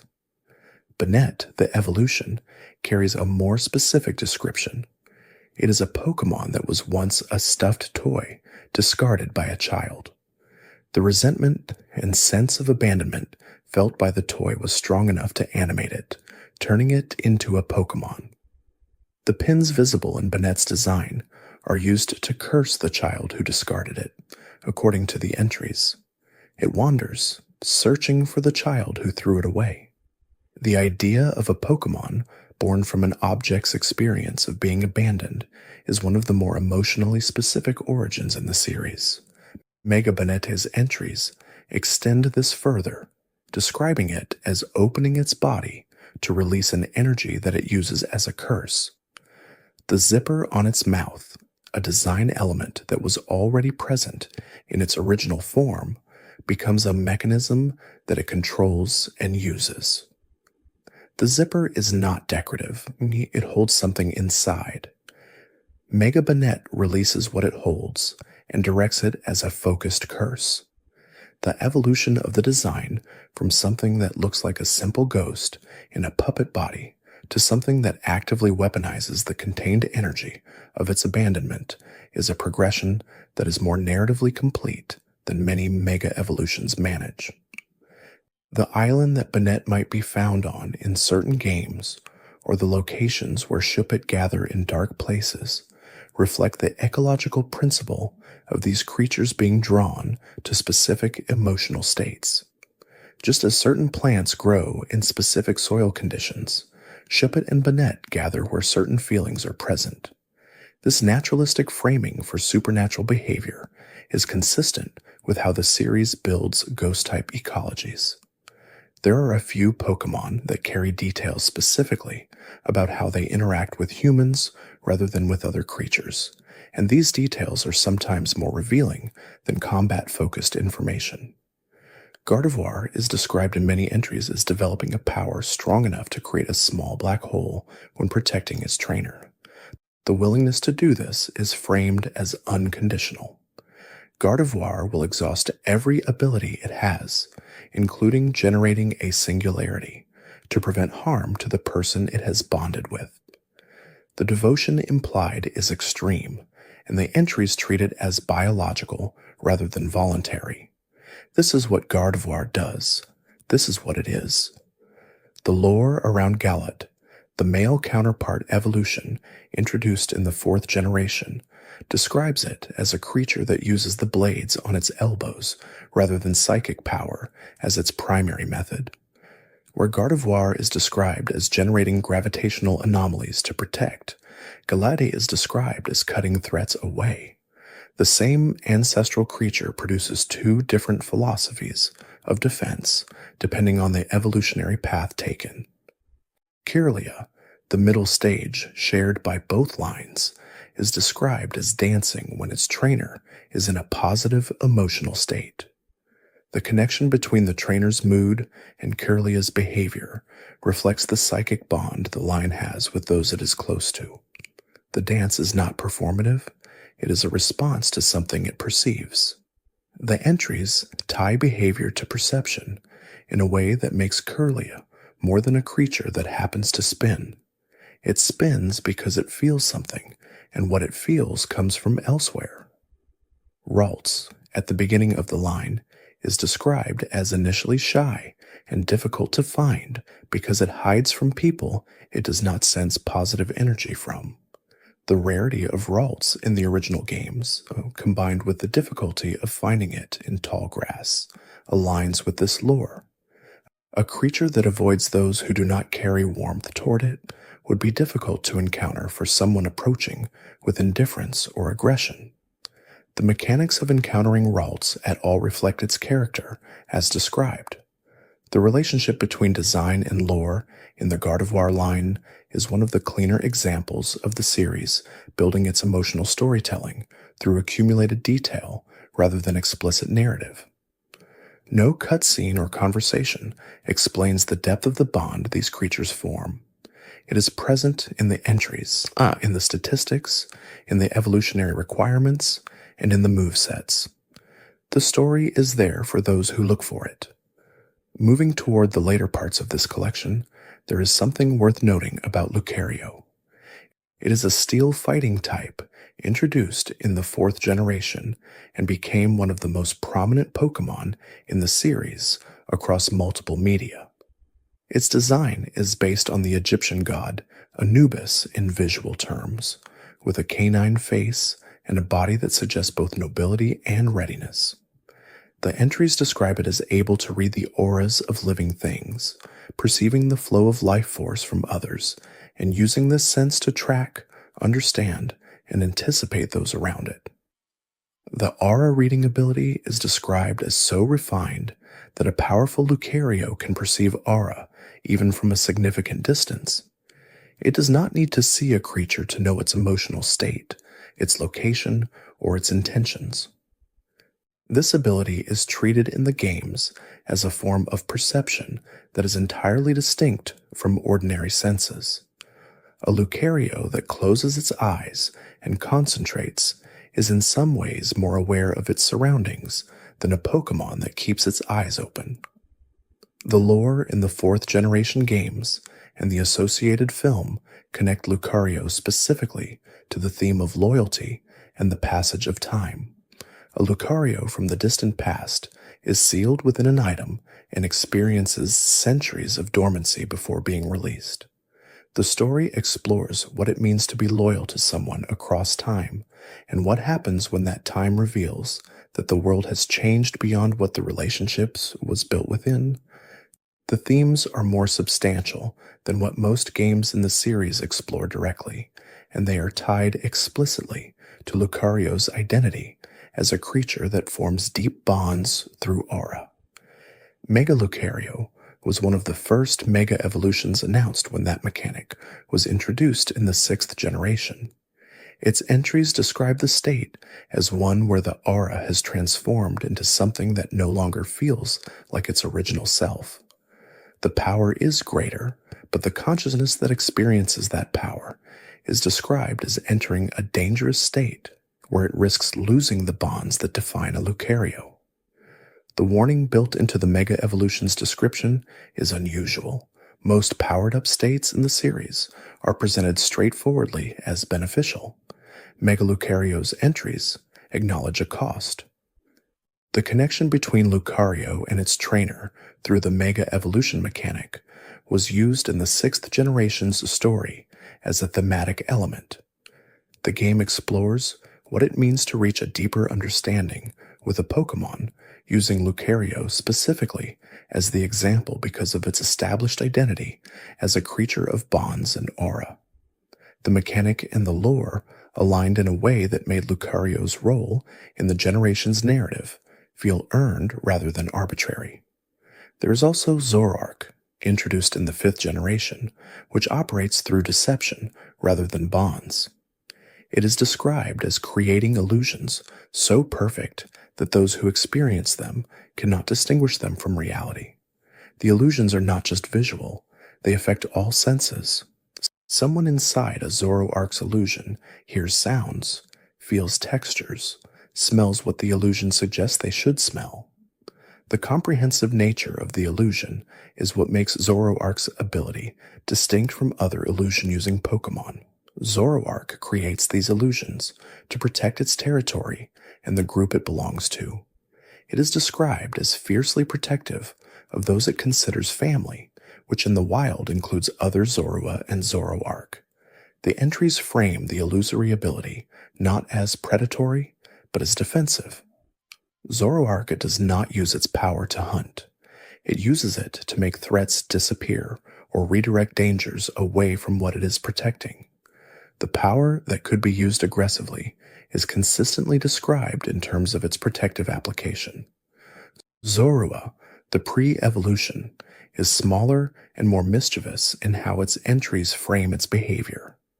It shapeshifts into the form of children or other Pokémon to avoid detection and uses this ability to sneak into places it should not be.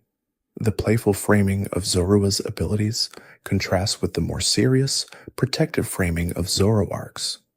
Both use the same illusory power, but at different scales and for different purposes. The difference between the juvenile and adult forms of the same ability is consistent with how many evolutionary lines handle the relationship between what the base form does and what the evolved form is capable of. Hisuian Zoroark, introduced in the 5th generation's Hisuiset prequel game, carries a different origin that makes it distinct from the standard form. The entries describe it as a normal ghost type, a combination that did not previously exist in the series. Its illusions are described as dangerous rather than protective, capable of showing those who see them visions of terrible things. The creature itself is described as being driven by intense suffering that it projects outward into its illusions. Where the standard Zoroark uses its power to protect, the Hisuian form uses it to express what it carries internally. The same origin point, the same illusory ability, produces something with an entirely different emotional character. Absol is one of those Pokémon that carries a detail so central to its identity that most players know it, but it still rewards careful consideration. Absol is a dark type that appears before disasters. The entries across every game it has appeared in describe it as being drawn to locations where something terrible is about to happen. It appears in human settlements before earthquakes, floods, or other catastrophic events.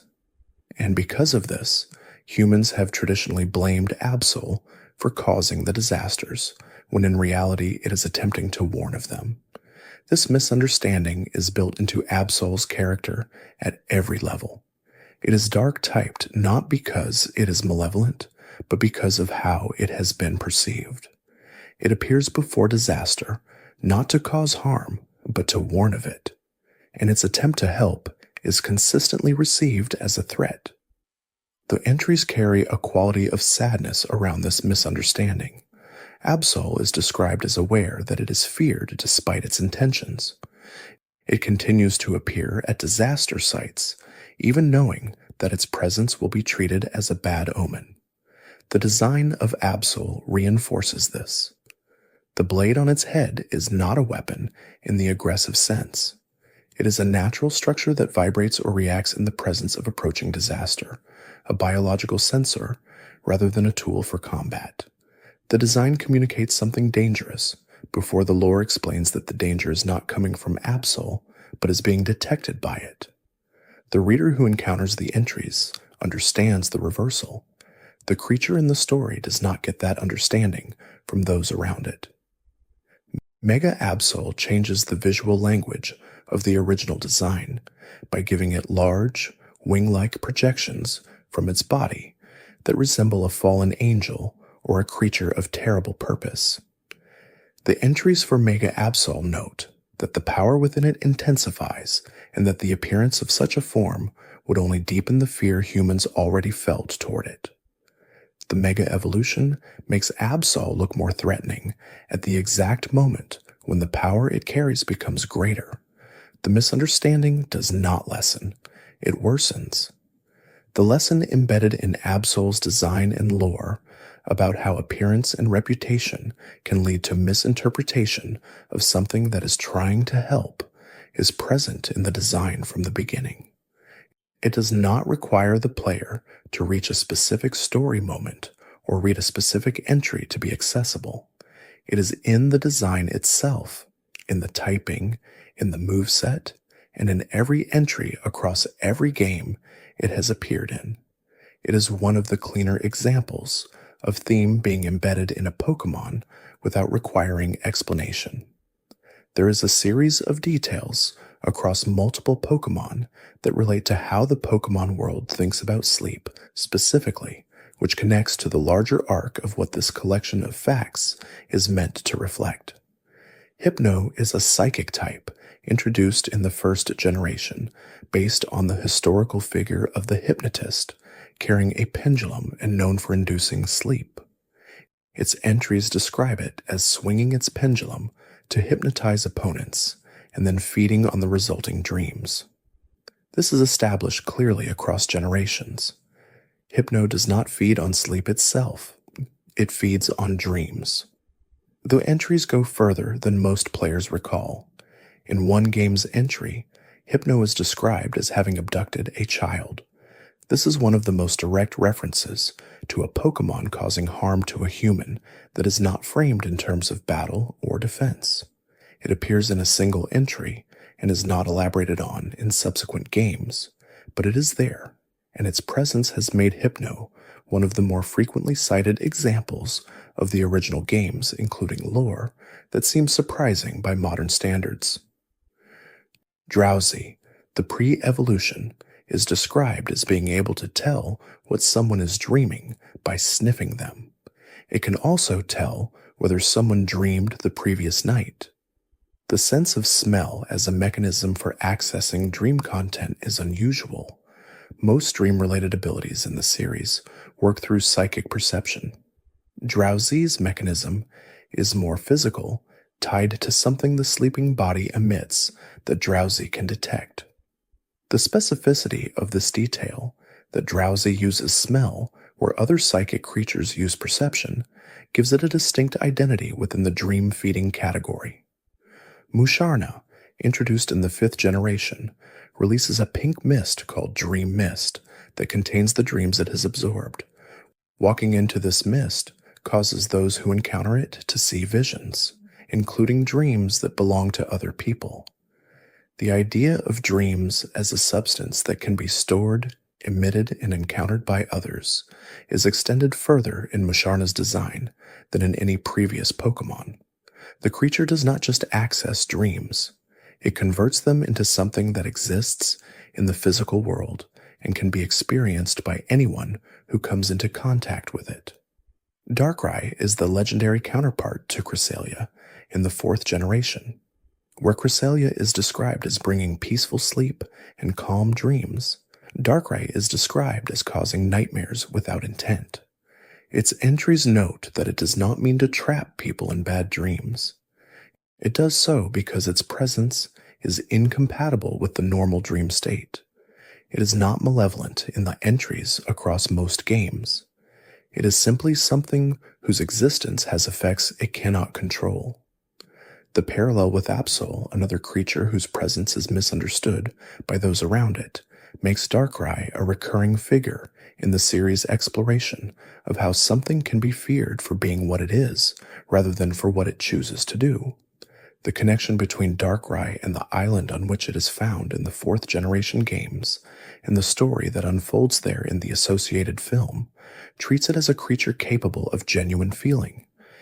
It is isolated, aware that its presence causes harm to those nearby, and choosing to remain where it cannot affect others, rather than moving through the world freely. This choice, if the entries support the idea that it is a choice, rather than simply a location, gives Darkrai a complexity that its initial appearance as a nightmare-causing dark legendary does not suggest. There are also facts worth knowing about Pokémon that many players associate primarily with their mechanical function rather than their lore. Alakazam's spoons have already been mentioned, but there is an additional detail about how the spoons relate to the creature's sense of self. Some entries describe an Alakazam whose spoons have been bent severely as indicating a creature that has pushed its psychic ability to an extreme degree in a short period. The spoons reflect the intensity of recent output as much as the overall capability of the creature. A newly formed Alakazam with strong spoons is different from one whose spoons carry the deformations of many extreme efforts. Blissey, the final form of Chansey, and one of the most enduring walls in competitive Pokémon history, is described as a creature whose egg is so delicious that anyone who eats it becomes filled with goodness and kindness. The entries describe this as a reliable transformation. Eating Blissey's egg does not just taste good, it changes how the person who eats it feels about the world. This is one of the more unusual effects attributed to a Pokémon's natural production in the series, where a food substance directly alters the emotional or moral state of the person who consumes it. Blissey is also described as being able to sense when someone is sad or unwell, and to always approach those people with the intent to share its egg. The compassion is described as automatic, a biological imperative, rather than a decision. Blissey cannot perceive sadness without moving toward it.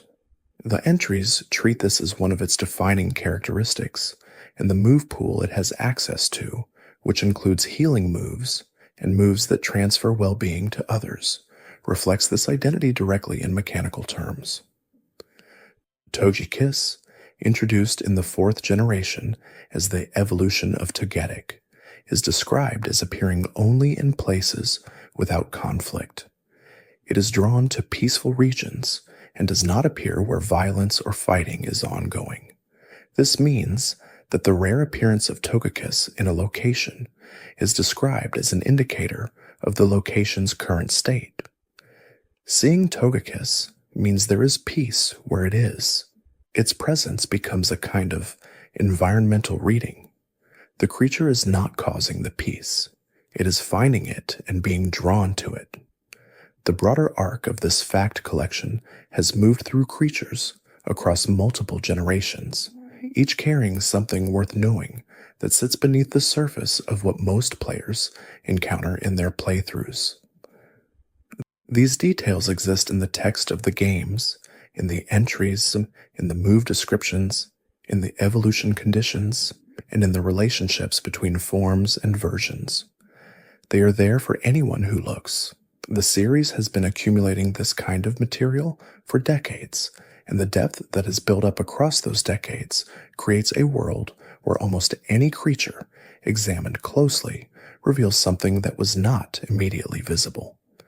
The design process behind Pokémon, which has been discussed in various developer interviews and retrospectives, often begins with a single concept and builds an outward. The concept might be an animal, a cultural figure, a phenomenon, or an emotion. From that starting point, the design accumulates elements that connect the base concept to the Pokémon's role in the world. The lore then fills in what the design suggests, and the mechanics translate the lore into something the player interacts with. When the process works well, the design, lore, and mechanics tell the same story from different angles, and a player can discover that story through any entry point. The creatures that have been discussed here represent this process, working across many different contexts and with many different kinds of source material. Slowpoke takes the concept of slowness and builds a complete ecology around what slowness means biologically, evolutionarily, and narratively. Magnemite takes a simple technological concept and extends it through 3 evolutions into something that touches on consciousness, electromagnetic ecology, and competitive strategy. Unown takes the concept of ancient mystery and refuses to resolve it, letting the mystery itself become the point. The pattern across all of these creatures is that the surface is not the whole story. A Pokémon that looks simple has lore that is not. A creature that seems purely cheerful has a darker counterpart in another region. A design that appears decorative carries biological meaning. The series has consistently rewarded the player who pauses, reads, and considers what is present, rather than simply moving through the encounter and continuing. There are also Pokémon whose facts cluster around specific moments in the history of the series, rather than being distributed across all appearances. Pikachu, the face of the franchise, carries its own category of details. The original sprite of Pikachu in the first generation shows a rounder, heavier creature than the one most players recognize today. The design was streamlined over time, becoming the thinner, more dynamic form that has appeared in most subsequent games and in all mainstream media since the first anime. The transformation was gradual and happened across multiple games without any in-universe explanation. Pikachu's signature move, Volt Tackle, is a physical electric move that deals recoil damage to the user. It is a move associated with Pikachu specifically across competitive contexts and in the main series anime. But the move is not exclusive to Pikachu. It can be passed through breeding in a specific way, which means other Pokémon in the Pikachu line can also know it. The move's association with Pikachu is cultural and perceptual rather than mechanical. Other creatures can technically know it, but it is experienced as Pikachu's move, because that is how it has been presented. Raichu, the evolution of Pikachu, carried a specific detail in the 7th generation when a regional form was introduced. Alolan Raichu is an electric psychic type that floats on its own tail, using psychic energy to levitate. The entries describe the Alolan Raichu as having developed its psychic abilities from eating a specific sweet found in the Alola region over generations. The accumulation of dietary influence, changing a Pokémon's type and abilities across generations, is the same mechanism used for Galarian Corsola's color change. The regional form system uses consistent logic even across very different creatures. Pichu, the pre-evolution added in the 2nd generation, is described as releasing electricity involuntarily when excited or startled. It cannot fully control its electrical output at this stage. The electricity it releases sometimes shocks itself, which is reflected in the original games where Pichu would receive damage from using electric moves. This mechanical representation of a creature that cannot fully control its own power is one of the cleaner examples of mechanics and lore being directly connected. The path from Pichu to Pikachu requires friendship, rather than a specific level or item. A Pichu that is close to its trainer will evolve when it reaches enough happiness. Then Pikachu can evolve into Raichu through the Thunderstone. The two evolutionary triggers are different in kind. One is relational, the other is external. This combination means that the Pikachu in the middle of the line can exist indefinitely at that stage if the player chooses not to use the stone.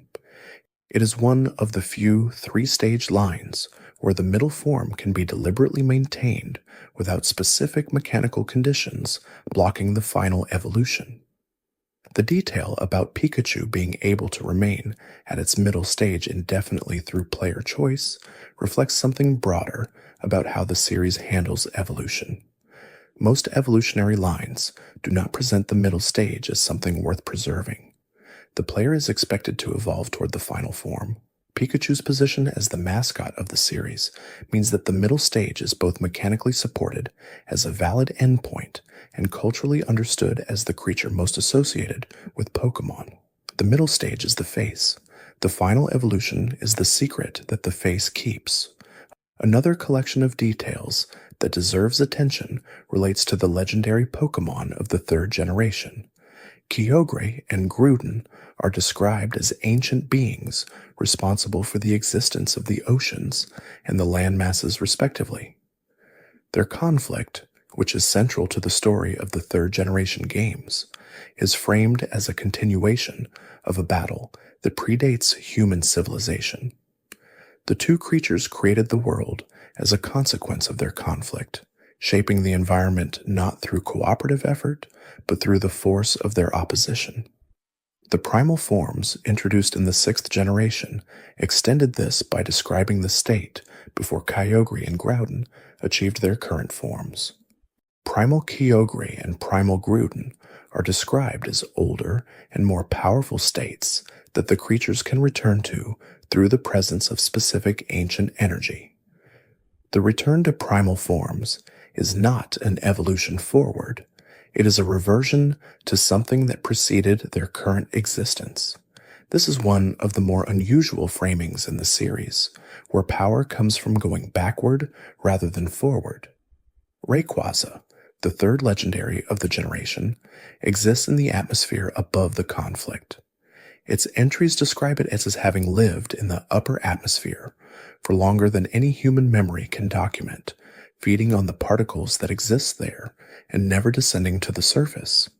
It entered into conflict with Kyogre and Groudon once, calming the battle between them, and that history is what defines its role in the third generation story.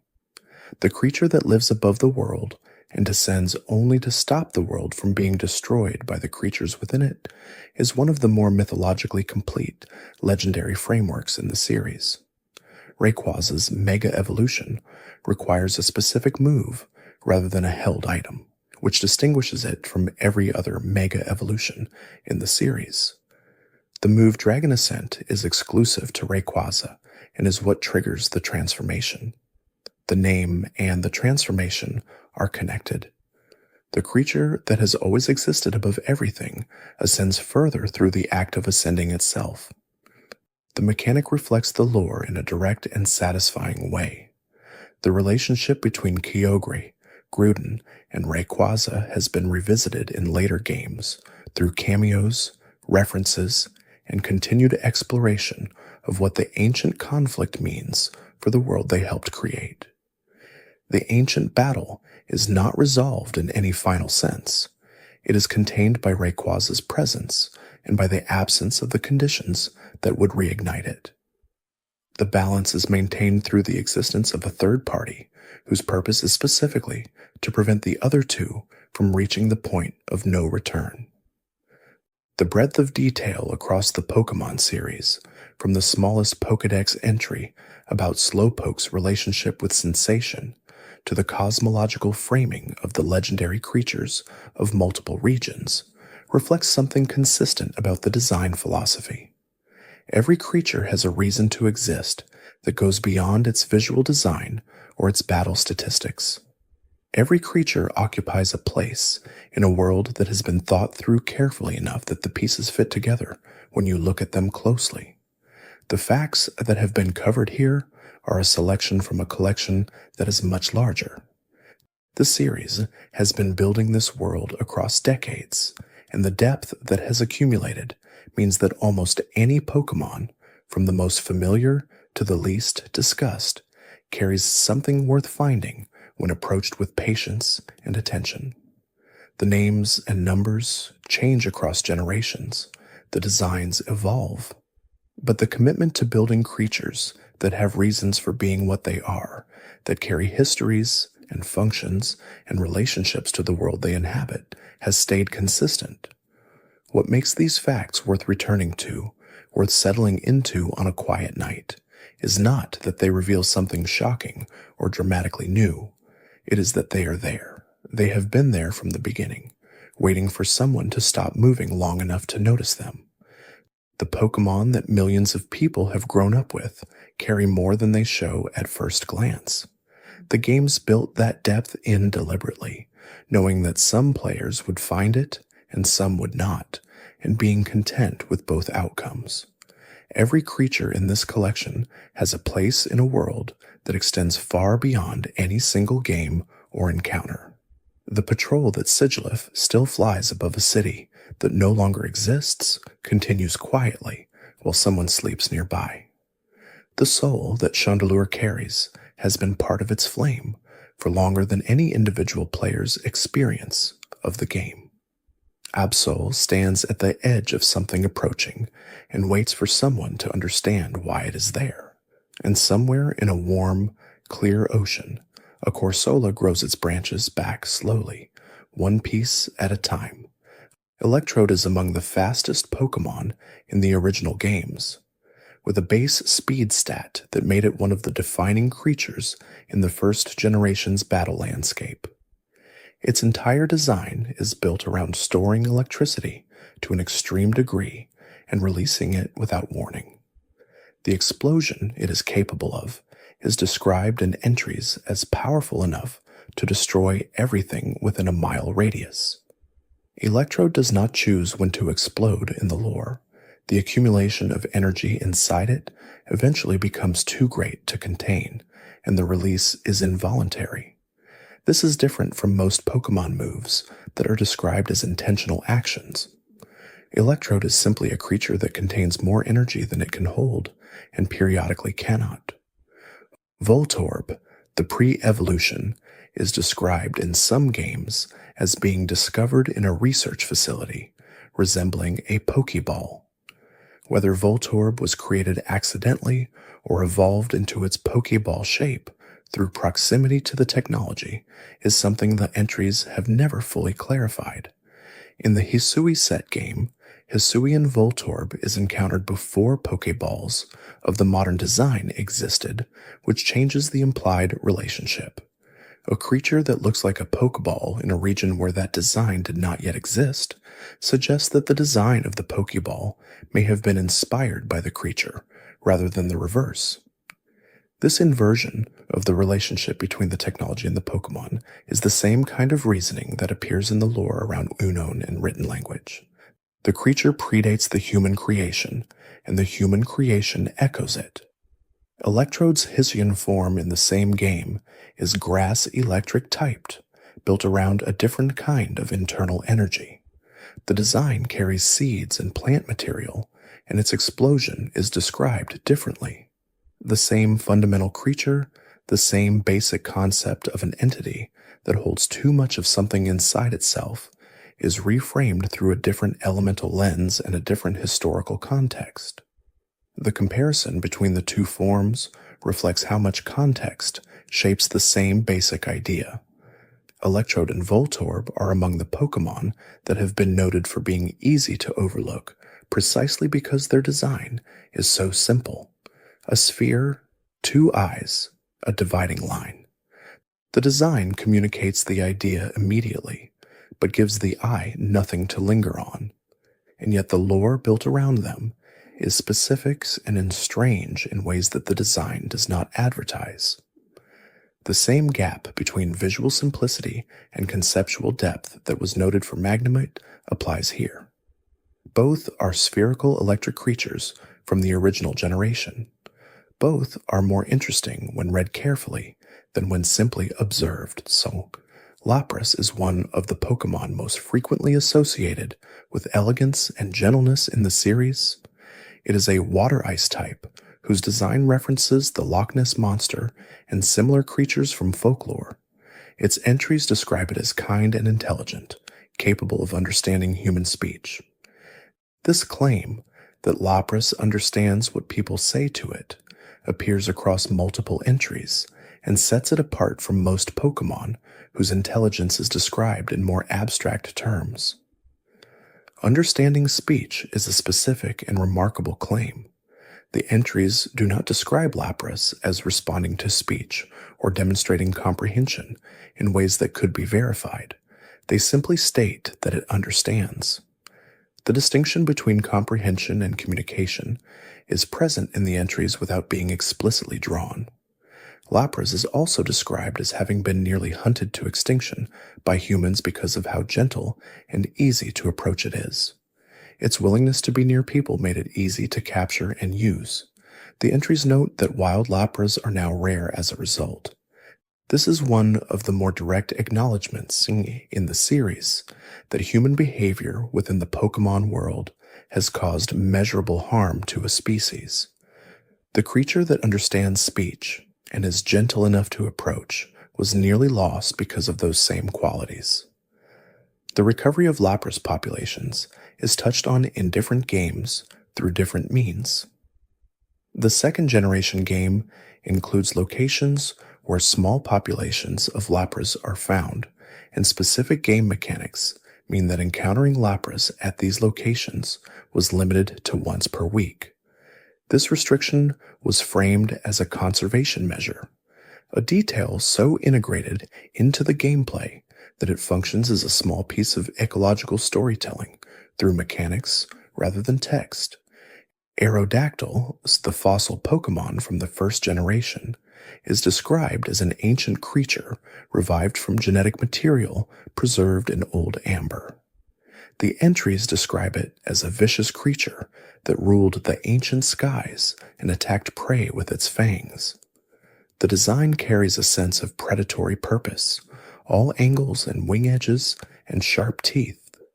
But a specific entry notes that the Aerodactyl revived in the modern era behaves more restlessly than its fossil record suggests it would have. The world it has been returned to is not the world it existed in. The air it flies through is different. The territory is gone.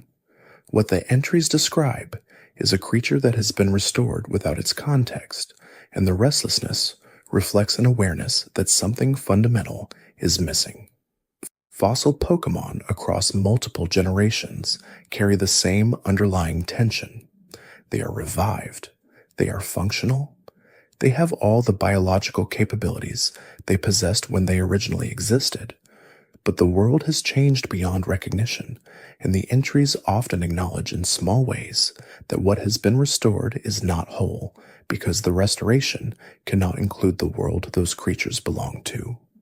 Omastar and Kabuto, the other fossil Pokémon from the first generation, are based on real prehistoric creatures, the Ammonite and the horseshoe crab respectively. This connection to actual natural history gives them a different quality than creatures based on mythological figures or pure invention. Something like an Ammonite actually existed. The connection between a Pokémon design and something from Earth's fossil record creates a layer of resonance that is different from other design inspirations. The fossil revival mechanic itself raises questions within the lore that the games have engaged with to varying degrees.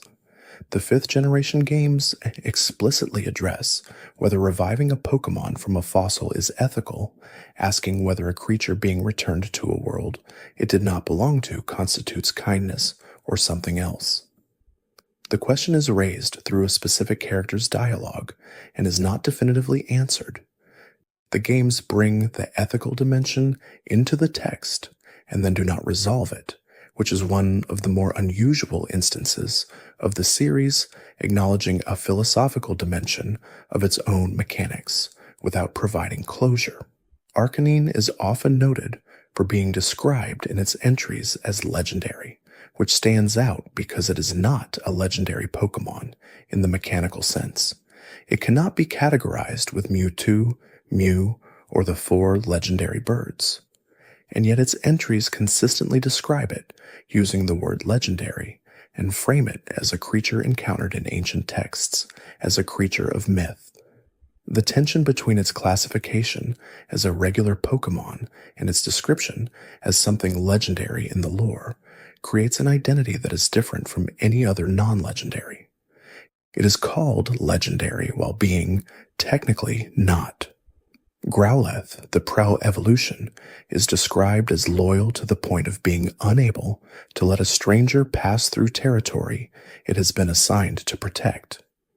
The loyalty is described as so absolute that it will hold its position indefinitely, even when experiencing pain. The combination of complete loyalty and willingness to endure discomfort without retreating gives Growlithe a character that its cheerful puppy appearance does not entirely convey. The puppy that holds its ground through pain because it was told to guard something is both admirable and quietly difficult to think about. Arcanine's speed is described in entries as making it appear to be flying when it runs. The image of a creature moving so quickly that the ground contact becomes indiscernible from flight is a way of describing extreme speed without numbers. The entries that use this framing across multiple Pokémon across the generations consistently produce a more vivid impression than speed statistics do. Showing what speed looks like, rather than measuring it, creates a different relationship to the fact being communicated. Kangaskhan is a creature that has carried its young within a pouch since the original games, and the lore around its protective instincts is consistently described in strong terms. It is said to be willing to fight without pause for its young, and the entries note that even a small injury to the young Kangaskhan inside the pouch will trigger a response that does not stop. The protectiveness is not proportionate. Any threat to the young, regardless of scale, produces an all-or-nothing response. This is framed in the entries as natural behavior rather than aggression. The young Kangaskhan in the pouch grows over time in the games. In one specific game, the young is present but does not emerge in battle. In the 6th generation Mega Evolution, the young emerges during battle and fights alongside the adult, which reflects a specific developmental moment. The entries for Mega Kangaskhan describe the young as fighting with reckless energy because it has not yet learned restraint. The adult holds back, having learned what the young does not yet know. The two fight together, but express their power differently because of where each one is in its life. This observation that two stages of the same creature fighting together produce different qualities of force is one of the more thoughtful implications of a Mega Evolution design. The mechanic in most cases presents a single creature becoming more powerful. Kangaskhan's Mega Evolution presents a relationship between two stages of the same creature, with each contributing something the other does not have. The combination of the young's unrestraint and the adult's experience is not just a visual idea. It is a description of how knowledge and energy interact. Meowth original form is described as fascinated with shiny objects, drawn to coins and glittering things in a way that overrides most other behaviors. The entries note that a Meowth entranced by a shiny object is oblivious to everything else, which is both an endearing quirk and a description of a creature whose attention can be fully captured by the right stimulus. Persian, the evolution, becomes more elegant and refined in the entries, but retains the attraction to valuable things. It is described as prideful and selective about who it allows to get close to it. The change from Meowth's wide-eyed fascination with any shiny object to Persian's more selective and dignified approach to value reflects a kind of maturation that the design makes visible through posture and expression. Alolan Meowth and its evolution into Alolan Persian carry a different cultural reference, having been kept by royalty in the Alola region for so long that the lineage developed differently from the Cantonian form. The entries describe Alolan Persian as believing itself to be above most things, which is framed as a consequence of having been treated as precious for many generations. The accumulated details of the Pokémon world, from the depths of ocean trenches, where Relicanth has remained unchanged for 100 million years, to the upper atmosphere where Rayquaza has floated since before human memory, form a picture of a world that is enormously old and enormously varied. The creatures that populate it carry the marks of that age and variety in their lore, their designs, and their relationships to the world and to the humans within it. Every creature that has been examined here is part of that picture, and every creature in the larger world of the series adds to it in its own way. There are Pokémon in the series that most players encountered only briefly, in a single location, at a specific point in a specific game, and never thought about again. And yet the details embedded in those creatures are sometimes the most precise and the most carefully considered of anything in the roster. Heracross is one of those creatures. It is a bug-fighting type, introduced in the second generation, based on the rhinoceros beetle, and its entries describe it as one of the physically strongest Pokémon relative to its size. The specific claim made across multiple entries is that Heracross can lift objects 100 times its own body weight. This is framed not as an upper limit, but as a standard capability. The creature routinely lifts things 100 times its own mass.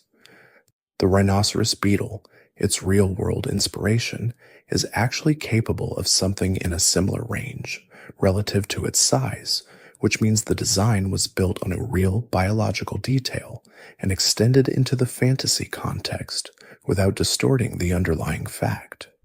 Heracross uses this strength to feed. Its entries describe it as using its horn to dig into tree bark and access the sap within, which is its primary food source. It is drawn to forests with particular types of trees, and during seasons when sap is abundant, Heracross will travel significant distances to reach the trees it prefers. The entries describe conflicts with Pinsir over access to sap, which creates an ecological relationship between two bug types that would otherwise simply coexist without interaction. One creature directly competes with the other for the same resource, and this competition is built into the lore as an established dynamic rather than a one-time event. Pinsir, the other participant in this sap competition, is described in its own entries as gripping prey or opponents between its horns and refusing to release the grip. The pressure it can apply is described as enough to break whatever it holds in half. This is a more aggressive framing than Heracross's entries, and the ecological relationship between them becomes more interesting when both sides are read. Heracross is strong and feeds on trees. Pinsir is strong and uses its grip as a primary weapon.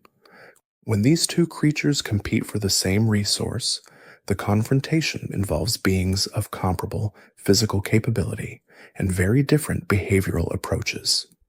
Pinsir's design was considered for a mega evolution alongside several other Pokémon, and when it received one, the entries describe a creature that has pushed its aggression to an extreme. Mega Pinsir grows wings, which is unusual for a creature that had none in its base form, and the entries describe it as so enraged in this state that it stops distinguishing between targets. It attacks anything in range. The same grip strength that was described as capable of breaking things in half is still present, but the direction it is applied is no longer selective. The Mega Evolution's entries treat this loss of selectivity as something adjacent to suffering rather than simply power. The contrast between Heracross and Pinsir as ecological rivals who also received Mega Evolutions that push their respective natures in opposite directions is one of the more satisfying examples of design symmetry in the series. Both are bug types from the same generation. Both are physically powerful. Both are involved in the same ecological relationship. And both received powered-up forms that extended their existing characters rather than replacing them. Moving through the second generation more broadly, there is a detail about Ampharos that is worth settling into. Ampharos is an electric type, whose final form is described as a lighthouse keeper of sorts, its tail light used by sailors as a navigational reference. The tail of Ampharos is described as shining from a very great distance, capable of being seen across the ocean. The image of a creature whose body part serves as a fixed point of reference for people at sea is one of the more evocative in the generation's lore. Something biological becomes something that functions as infrastructure. The town where Ampharos is found in the second generation, Olivine City, has a lighthouse called the Glitter Lighthouse, or the Olivine Lighthouse depending on the version. An Ampharos named Amphi serves as the lighthouse's light source. When it falls ill, the lighthouse goes dark, and ships cannot navigate safely. The player must travel across the region to find medicine for it. This is one of the cases where a single creature's health has direct consequences for the human world built around it. The relationship between Amphi's well-being and the safety of ships at sea is not abstract. It is specific and present throughout the storyline. Ampharos's Mega Evolution introduces dragon typing, which is unusual for a creature with no prior connection to that type. The entries explain that Mega Ampharos produces a mane of wool so full that it functions like something from ancient times, connecting it to a lineage of creatures that existed long before the current Ampharos line developed. The Mega form reaches back to something in its ancestry that the current form does not express. This is a different kind of powered-up form than most Mega Evolutions represent. Rather than taking what exists and amplifying it, Mega Ampharos recovers something that was lost or buried. Fluffy, the middle evolution between Mareep and Ampharos, has an unusual detail in its design. The wool that covers a Mareep is thick across the entire body. As it evolves into Fluffy, parts of the body become exposed because the wool has grown so densely in certain areas that it has begun falling away in others. The patches of bare skin on Fluffy are the result of overproductions in specific regions of the body. This is a detail that makes the evolutionary transition feel biological and imperfect rather than smooth and intentional. The middle stage is not a halfway point between two complete designs. It is a creature in the process of a change that its body has not yet fully accommodated. Mareep itself is described in entries as accumulating electricity in its fleece and releasing it when someone touches it. The shock is described as mild when the creature is calm, but intensifying when frightened or excited. Shepherds and trainers who work with Mareep are presumably aware of this and approach the creature accordingly. The practical reality of living alongside a creature that delivers variable electric shocks when touched is part of the texture of the world the series builds without always addressing directly. There is also a Pokémon from the second generation whose lore has remained consistently strange across every entry it has received. Smeargle is a normal type whose design references a painter with a tail that ends in something like a brush and fur markings on its face that suggest paint smears. Its entries describe it as marking its territory by painting symbols with the fluid from the tip of its tail and these marks are distinctive enough that other Smeargle recognize them as belonging to a specific individual. The territory is communicated through a kind of art. The identity of the Smeargle that made the mark can be read from the mark itself. Smeargle's mechanic, the move sketch, allows it to permanently copy any move it sees used in battle. This is the only instance in the series where a Pokémon can learn any move from any other Pokémon simply by being present when it is used. The move is used once and then becomes whatever was copied. This means that Smeargle's move pool is theoretically the entire list of moves in the series, limited only by what it has witnessed. The lore about territory marking through fluid from its tail connects thematically to this mechanic. Smeargle records what it encounters. The territory symbols are a record of where it has been. The moves it copies are a record of what it has witnessed. The creature is built around documentation. The competitive implications of Smeargle's mechanic have been significant in certain formats. Because it can know virtually any combination of moves, Smeargle has been used in specific support roles that require move combinations that no other single Pokémon can achieve. The creature with the least impressive raw statistics in many formats became the only Pokémon capable of filling certain strategic niches precisely because of its unique copying ability. The weakness of the creature as a battler and the uniqueness of its mechanic exist in the same space without contradicting each other. Dunsparce is a normal type from the second generation that has received consistent Pokédex entries describing it as digging backwards into the ground using its tail as a drill. Its wings are small and described as allowing only brief, fluttering flight that it uses to escape when startled. The design seems simple and the entries are not dramatic. But Dunsparce occupies a particular place in the series because it is one of the Pokémon most frequently cited by players as deserving an evolution that never came. The entries consistently describe a creature with interesting behavior and specific biological traits, but the mechanical ceiling remained low for a very long time. In the 9th generation, Dunsparce finally received an evolution. Dunsparce comes in two forms, one with 2 body segments and one with 3, and the difference between the two forms is determined by a mechanic that is effectively random at the point of evolution. The entries describe the 3-segment form as being considered extremely rare and auspicious even among Pokémon. Both forms are visually very close to the original Dunsparce, just extended. The evolution that fans anticipated for decades turned out to be the original creature longer.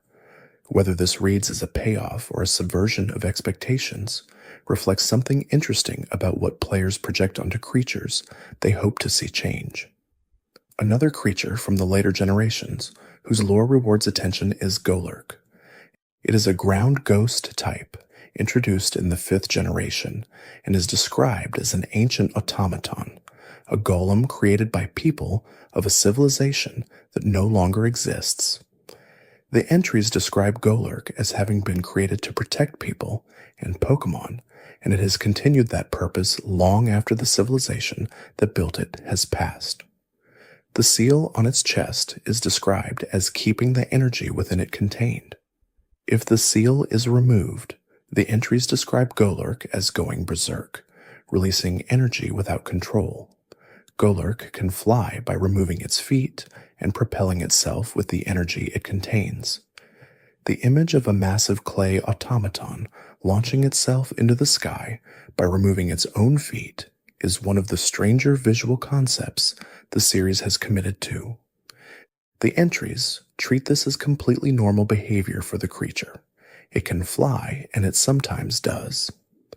The method is unusual by any standard, but is presented without emphasis as simply a fact about how Golurk moves when it chooses to move quickly. Golett, the pre-evolution, is described as running on a mysterious energy source that has not been identified. The energy is ancient and tied to the same civilization that created Golurk. No modern analysis has determined what it is. The entries acknowledge the gap in understanding, rather than filling it with an explanation. A creature running on power that no one currently understands is a different kind of mysterious than a creature whose mystery is about its origin or purpose. Golett and Golurk know their purpose. The energy that lets them fulfill it is what remains unknown. The 5th generation also introduced Cofagrigus, which was mentioned earlier alongside the lore of the Litwick line, but it carries its own specific details worth spending more time with. Its design references the sarcophagus, the decorated coffins used in ancient Egyptian burial practices, and its entries describe it as something that has forgotten it was ever a coffin and now believes itself to be a genuine creature. The transformation from object to creature is described as complete. Cofagrigus does not think of itself as a burial artifact. It is a Pokémon that has the shape of one. The entries note that Cofagrigus reaches out with dark tendrils to pull in wandering humans and absorb them, turning them into mummies. This is framed not as predatory exactly, but as something the creature does because its shape suggests that is what it should do. It is acting according to what its form implies. The sarcophagus has come alive and is doing what sarcophaguses are for. The horror of this detail is in how logical it is within the creature's own self-understanding. Yamask, which eventually evolves into Cofagrigus, carries the detail that was mentioned earlier about the mask representing the face the Pokémon had when it was human, but there is an additional element that completes the picture. The entries describe Yamask as sometimes looking at its own mask and weeping. The creature that was once human carries the evidence of what it was and cannot stop experiencing something in response to that evidence. The feeling is not named. The entries just say it cries when it looks at the face it once had. The entire path from Yamask to Cofagrigus is a progression from retained identity to absorbed identity. Yamask knows what it was. Cofagrigus has become something that has replaced what it was. The arc is visible across the evolutionary line without being stated directly. A player who reads both sets of entries encounters a story told across two creatures about what happens to the awareness of a lost self over time. Golurk and Cofagrigus, both from the 5th generation, both connected to ancient civilizations and the objects those civilizations left behind, represent different aspects of the same generation's interest in what persists after everything that created it is gone. Golurk persists in function, still doing what it was built to do. Cofagrigus persists in form, now believing the form is the whole truth of what it is. Both are defined by what has been lost, but the relationship each has to that loss is entirely different. Volcarona is another 5th generation Pokémon that carries details worth settling into. It is a bugfire type whose design references the sun moth and whose lore describes it as having replaced the sun in ancient times when volcanic ash blocked the sky and left the world in darkness. The entries state that Volcarona covered the darkened sky in flames, using its fire scales to provide warmth and light that the hidden sun could not. The creature is described as a solar substitute, not metaphorically, but in terms of actual function for the living things that depended on light to survive. The larval form, Larvesta, is described as having been born from the sun and as having crawled down from it to the ground, setting the land on fire along the path it traveled. This origin story for a creature found in a specific underground ruin in the 5th generation games gives even the location of its discovery a kind of weight. It was not underground because it lives there. It was there because something from the sun reached the ground at that point and settled. Volcarona's role in the 5th generation's mythological framework connects it to the same themes that the legendary creatures of that generation explore. The generation consistently engaged with concepts of truth, ideals, time, space, and now light and what happens when light is absent. Volcarona fills a specific ecological and mythological role that the legendary Pokémon of the generation do not occupy, and this placement gives it a function in the world that exceeds what most non-legendary Pokémon are given. Its move pool reflects this mythological role. Quiver Dance, one of its signature moves, raises multiple stats simultaneously and references the visual of a moth dancing in firelight. The move is among the most impactful setup moves in competitive formats, and Volcarona's access to it, combined with its strong special attack, made it one of the most discussed Pokémon competitively in its generation. The creature that replaced the sun in ancient times became one of the most difficult to manage forces in competitive play. Both descriptions reflect the same quality expressed in different contexts. Haxorus is a dragon type whose entries describe the axe-like blades on its face as hard enough to cut through steel. These blades never break, according to the entries, regardless of what they are used against. The claim of absolute indestructibility for a biological structure is unusual even for the series, which often describes physical capabilities in extreme terms. The blades on Haxorus are not just strong, they cannot be damaged. The entries are consistent about this across multiple games, making it one of the more absolute physical claims in the Pokédex. Axew, the beginning of the line, is described as using its small tusks to mark trees. The marks help it find its way home. This is a navigation method that seems simple and small compared to what the final form can do with indestructible blades. But the continuity of purpose between the two is clear. Both Axew and Haxorus use their facial structures as tools in the environment. The scale changes, the function does not. The fifth generation, more than most generations, explored the implications of Pokémon as beings with complex histories and purposes that exist independently of their interaction with trainers. This thread runs through Golurks, Cofagrigus, Volcarona, and many others from that era. The games of that generation were also the first mainline games to introduce Pokémon with no prior regional equivalents in the early game, meaning players began without access to creatures they already knew from previous generations. This created a different relationship to the regional Pokémon, requiring engagement with new species on their own terms, rather than in comparison to familiar ones. Moving to the sixth generation, there are details about Goodra that are worth knowing. Goodra is a dragon type, the pseudo-legendary of its generation, and its design is unusual for a dragon type in that it is described as gentle, affectionate, and sensitive. Its entries note that Goodra will hug its trainer tightly when it is happy, which covers the trainer in slime. The slime does not come off easily. The affection is genuine. The consequence is unavoidable. This combination of sincere warmth and inconvenient physical reality is not the framing most dragon types receive. Sliggoo, the middle evolution, is described as having poor eyesight and navigating primarily through smell and its 4 horns, which detect vibration.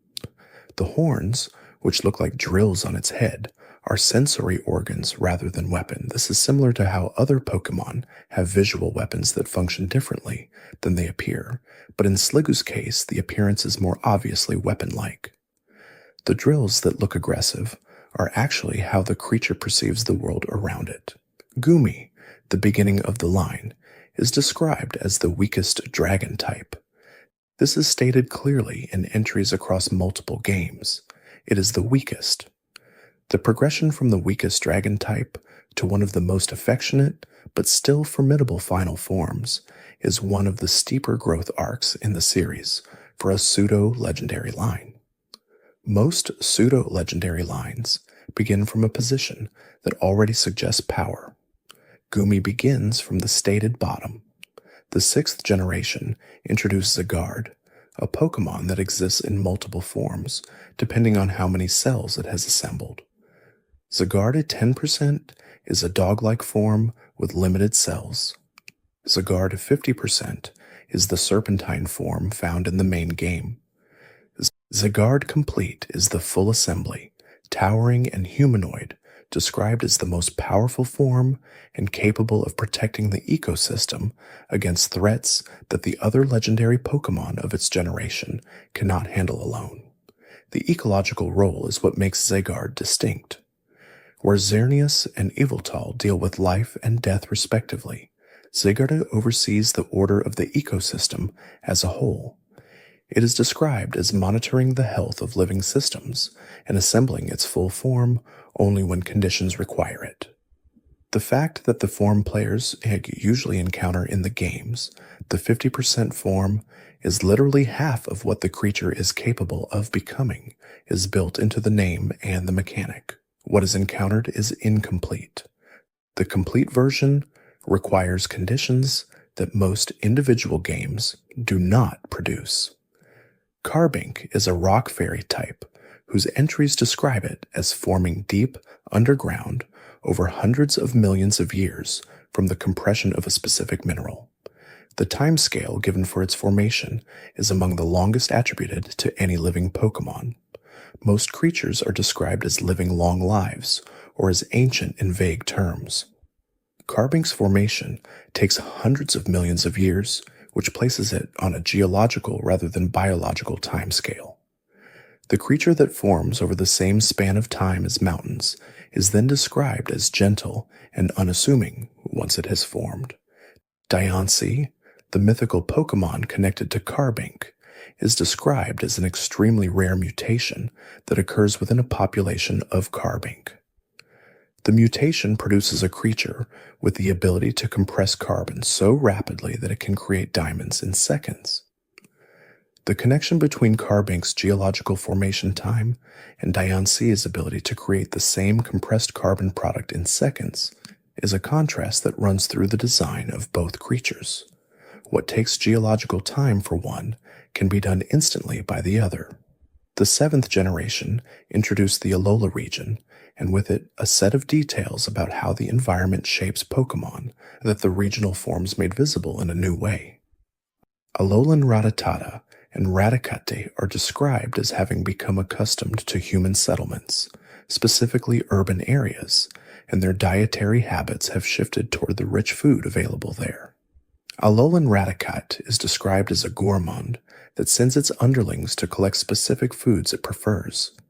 The same creature that is often described as a pest in other regions has become something more like a discerning urban dweller in Alola, shaped by the abundance of a specific environment. Alolan Exeggutor carries one of the more direct explanations offered for any regional form.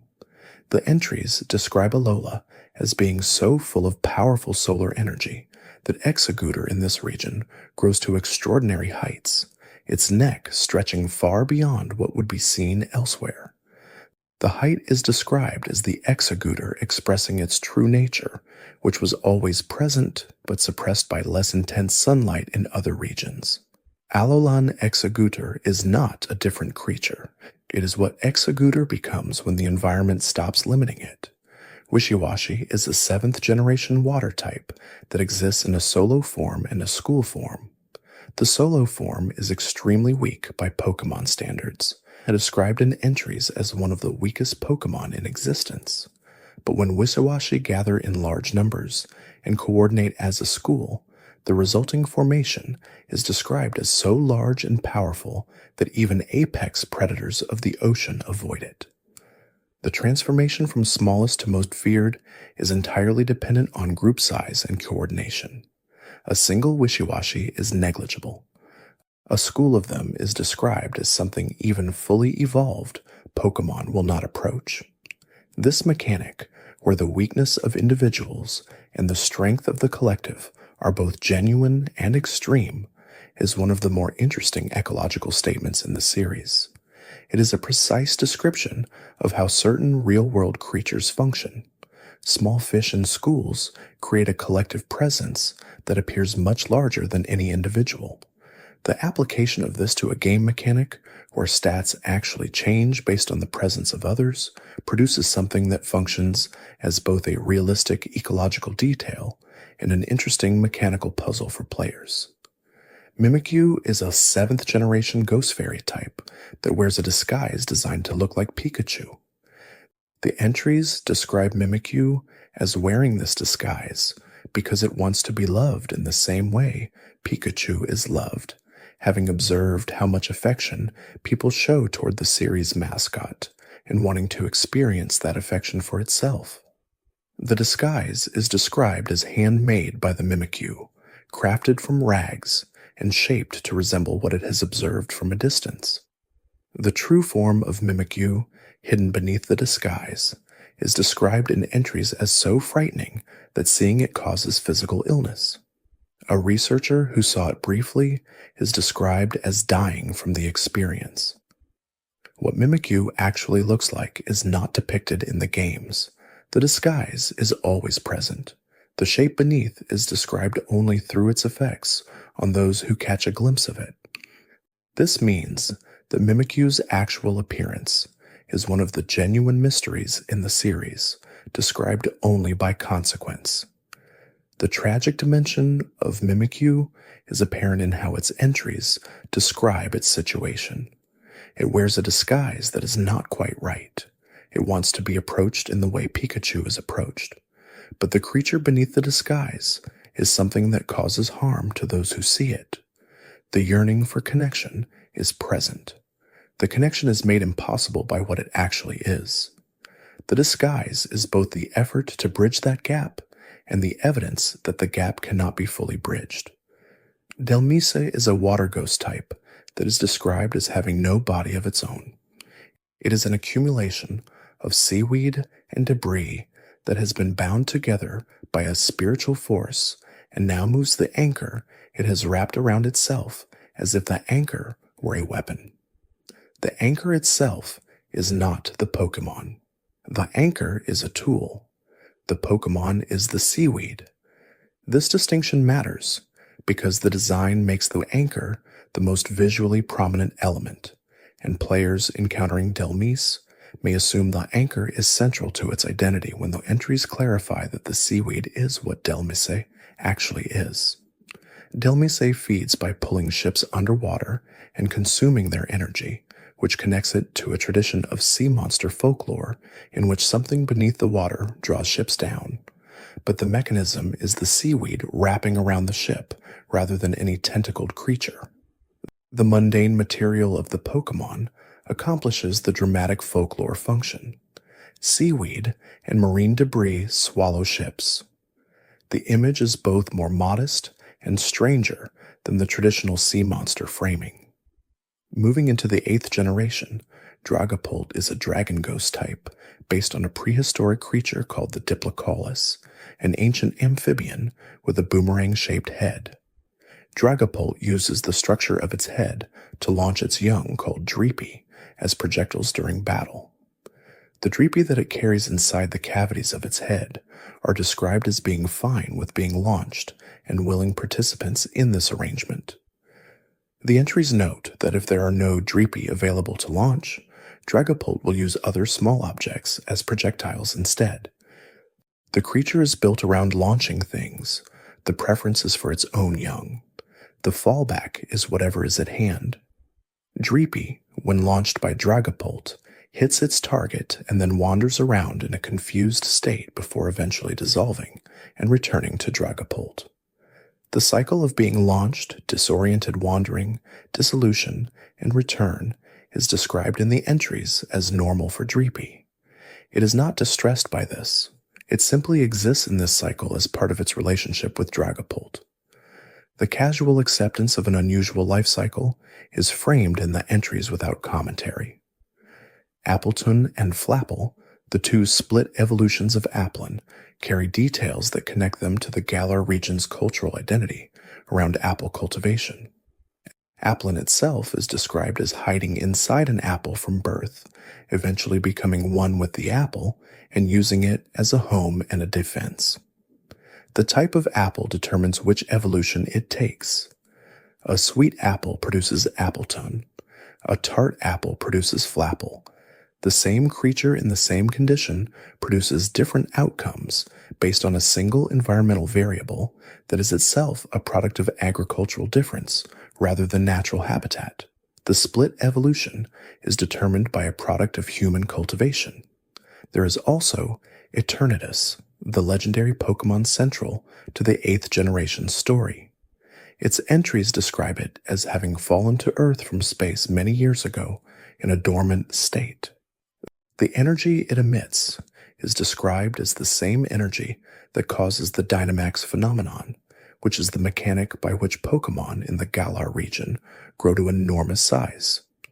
This means that a single creature, having arrived from outside the planet and gone dormant, has shaped the entire regional identity of the area it landed near through the passive emission of its energy.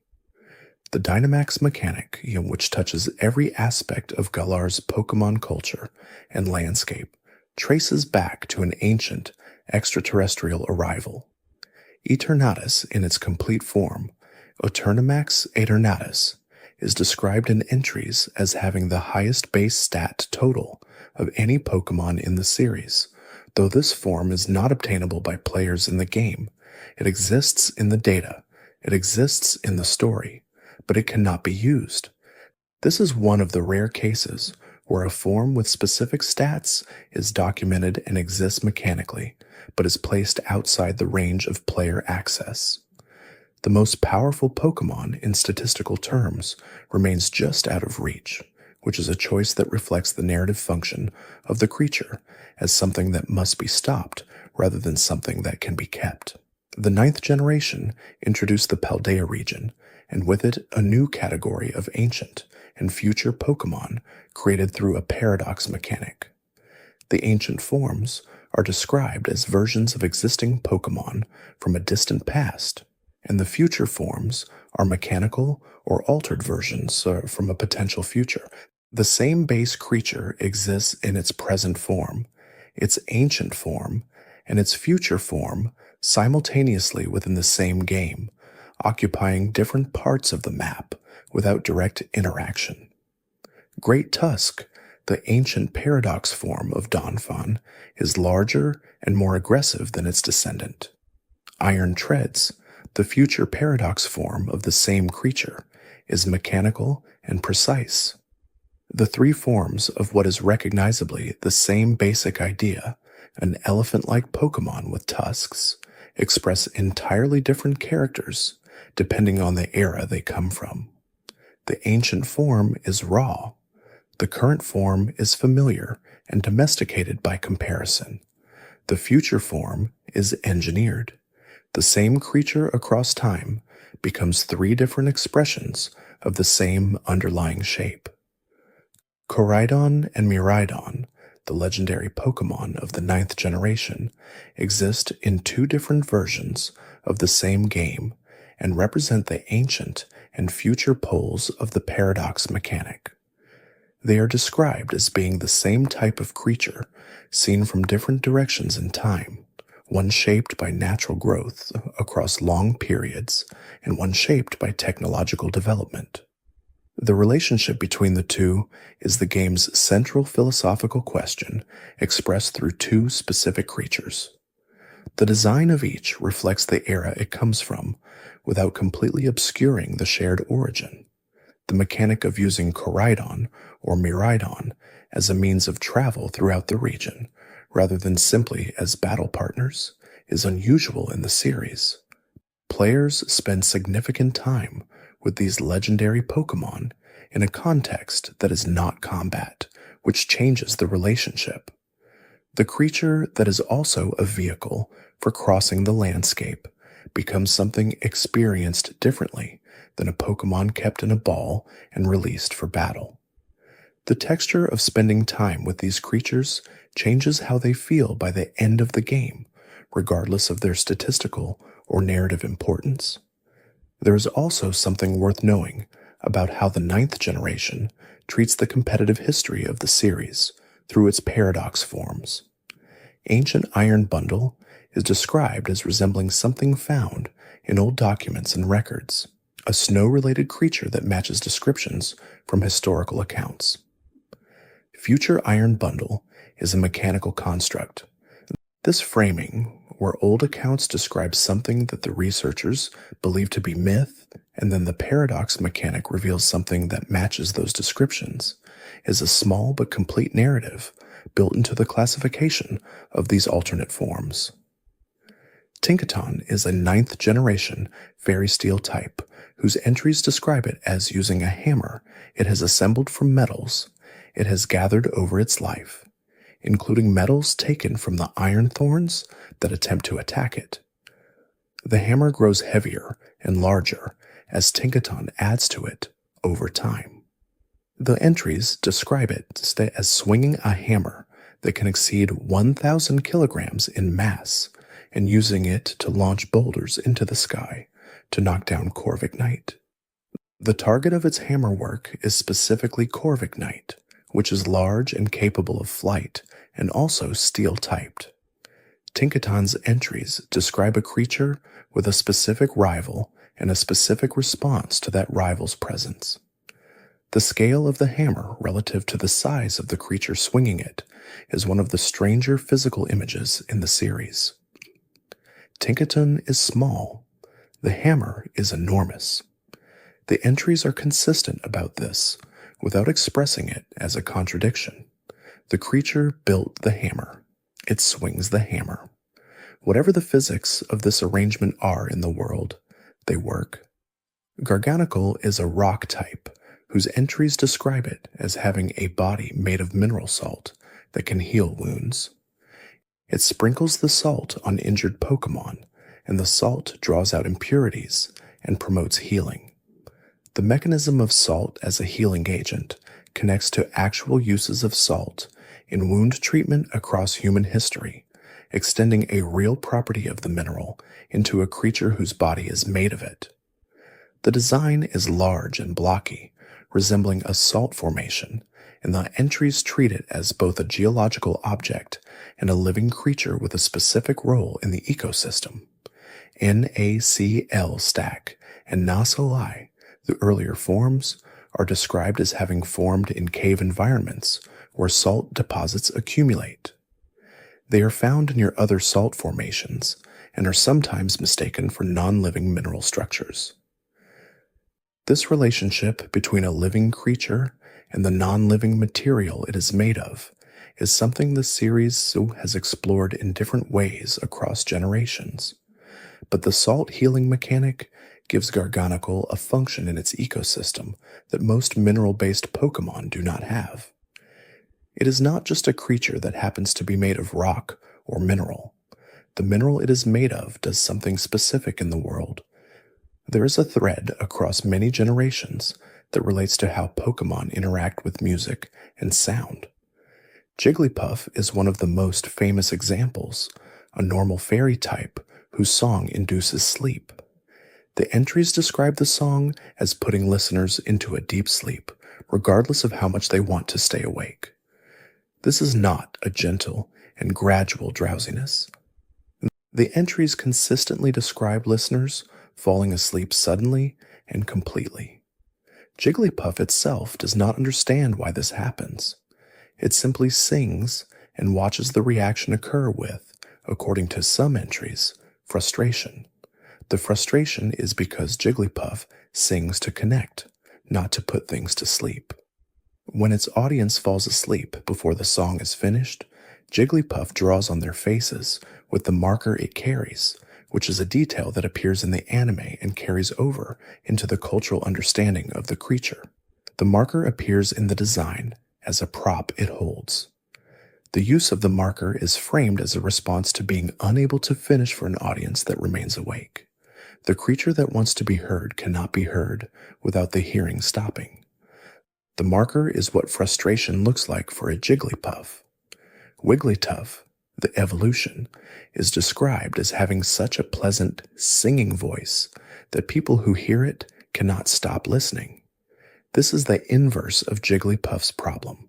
Jigglypuff cannot keep people awake. Wigglytuff cannot get people to stop paying attention. The evolutionary line moves from a creature that inadvertently ends all attention to one that compels attention completely. Both are framed as qualities rather than problems in the entries, but the progression from one to the other suggests something about what the line is exploring through its musical identity. Lapra was mentioned earlier in connection to its rarity and intelligence, but there is a specific detail about its song that connects it to this broader thread. The entries describe Lapra as communicating through song and as having a song that can traverse great distances across the ocean. This long-range communication through song gives Lapras a navigational and social role that connects it to real whale song, which marine biologists have documented as traveling hundreds of miles underwater. The inspiration for Lapras's communication draws from the same natural phenomenon that makes whale behavior in the real world so striking. Primarina, the 7th generation Water Fairy starter evolution, is described as using bubbles and song together in battle and in communication. The bubbles it generates are said to vibrate in harmony with its voice, amplifying and extending the music.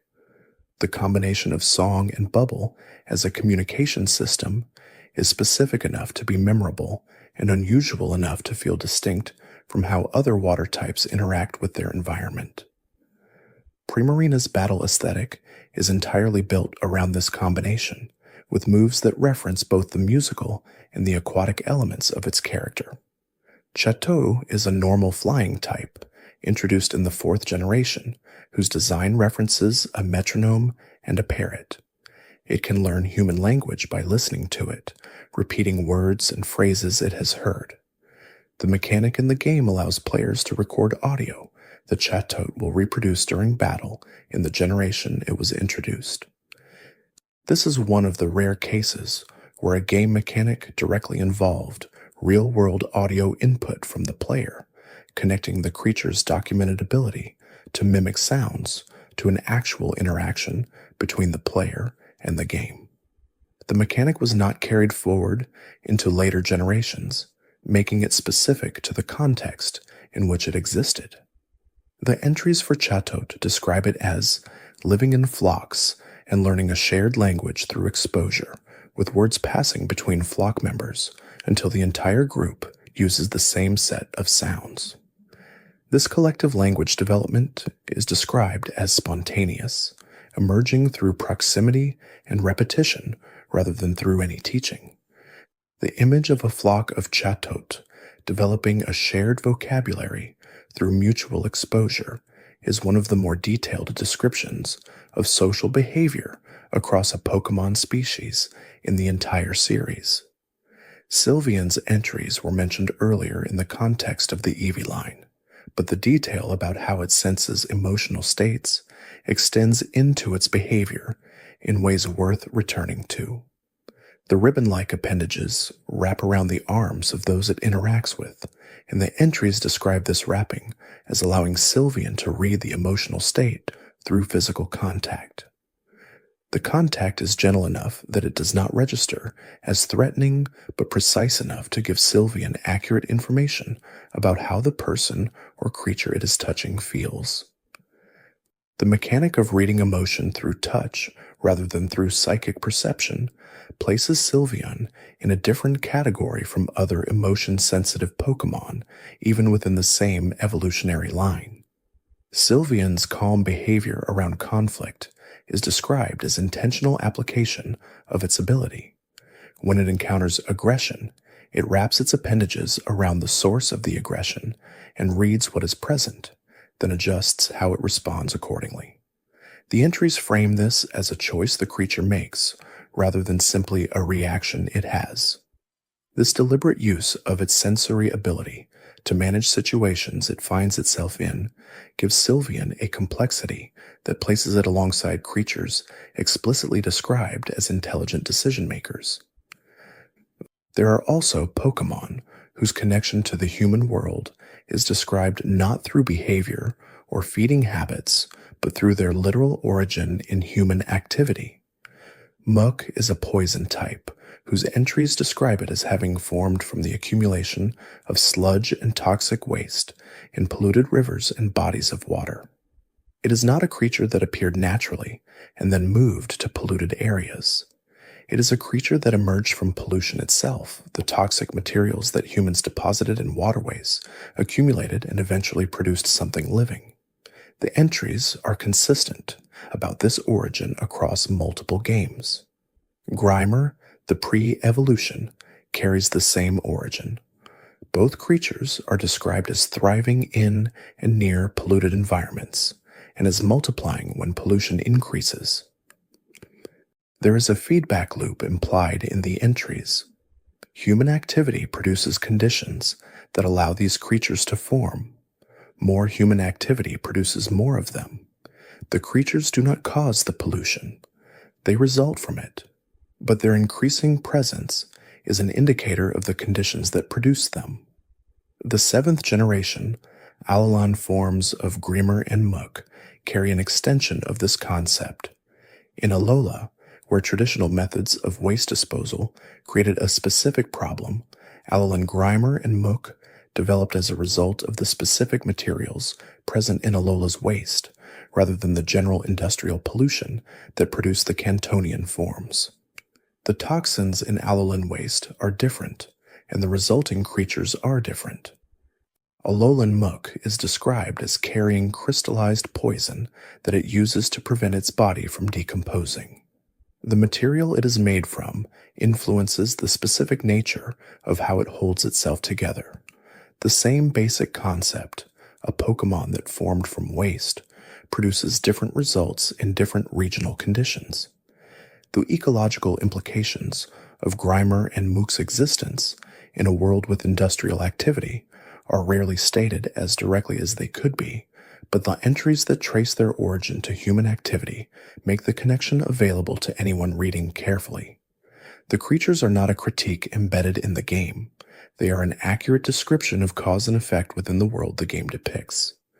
Another type of connection between Pokémon and the human world appears in creatures whose entries describe them as specifically bound to human communities rather than wild environments. Meowstic is a psychic type that appears in both male and female forms, with different movesets and slightly different designs. The female form is more offensively oriented, and the male form is more defensively oriented, which is an inversion of how gender-based differences tend to be presented in both the Pokémon world and in broader cultural contexts. The inversion is not commented on in the entries. It is simply present. Meowstic's entries describe it as expressing its ears only when it intends to use its psychic power. The ears contain the true force of its abilities, and keeping them folded and controlled prevents the power from manifesting. The restraint is described as something Meowstic maintains deliberately, keeping the power contained because the full expression of it would be damaging. The creature that looks composed is described as holding back something that would be significant if released. The composure is not emptiness. It is control over something that is present and contained. Esper, the pre-evolution shared by both forms, is described as holding its ears down to contain psychic power that it cannot yet control. The same detail appears at the beginning and at the end of the evolutionary line. Esper holds its ears down because it must. Meowstic holds its ears down because it chooses to. The difference between inability and choice across the two stages is the evolutionary arc made visible in a single behavioral detail. There are also facts about legendary Pokémon from the 3rd generation that were not covered earlier in this collection and that deserve attention before this gathering of details closes.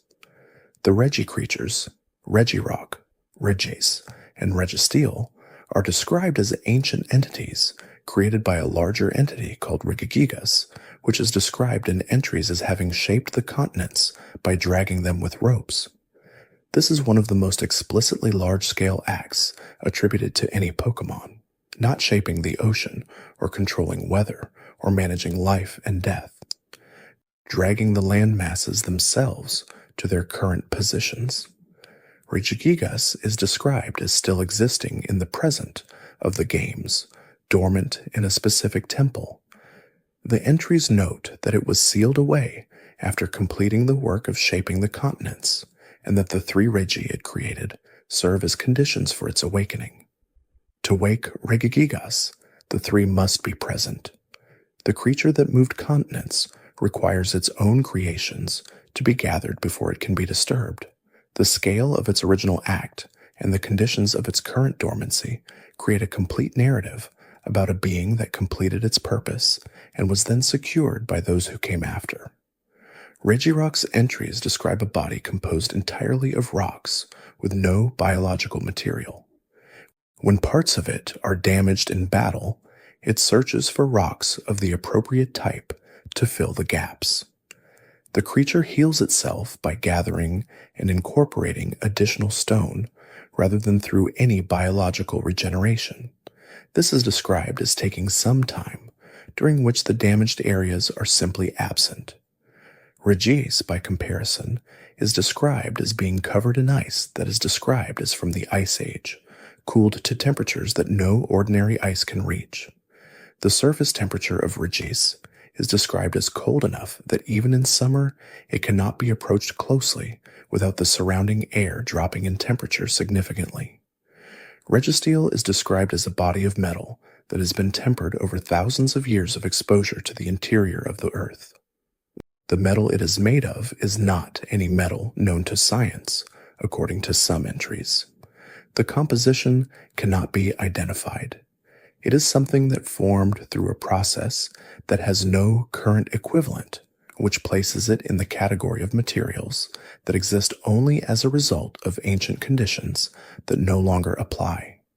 The 4th Regi, Regieleki, is an electric type introduced in the 8th generation. Its entries describe it as the fastest Pokémon in the world, capable of using electricity to propel itself to speeds beyond any other creature.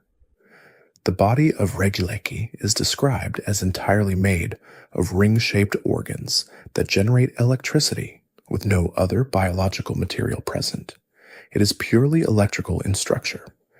The entries note that it is covered in rings that had been binding its power before they were removed, which connects it to the same pattern as Regigigas, a sealed entity whose full capability is restrained by specific conditions. Regidrago, introduced at the same time, is dragon-typed and described as a body composed of the crystallized energy that the ancient dragons of the Pokémon world possessed. It is not a dragon. It is made of what dragons once produced. This distinction is specific in the entries. Regidrago is an entity assembled from the material of ancient dragon energy, which is described as having been gathered and shaped into the form it currently holds. The relationship between the creature and the material of its body is one of construction rather than biology. The pattern across the entire Regi family, creatures made entirely of a single material or force without biological origin, reflects a consistent design philosophy within the sub-legendary category that the Rages occupy. They are not creatures that evolved or were born. They are creations assembled from specific materials for specific purposes. This distinguishes them from virtually every other category of Pokémon and gives the family a distinct place in the mythology of the series.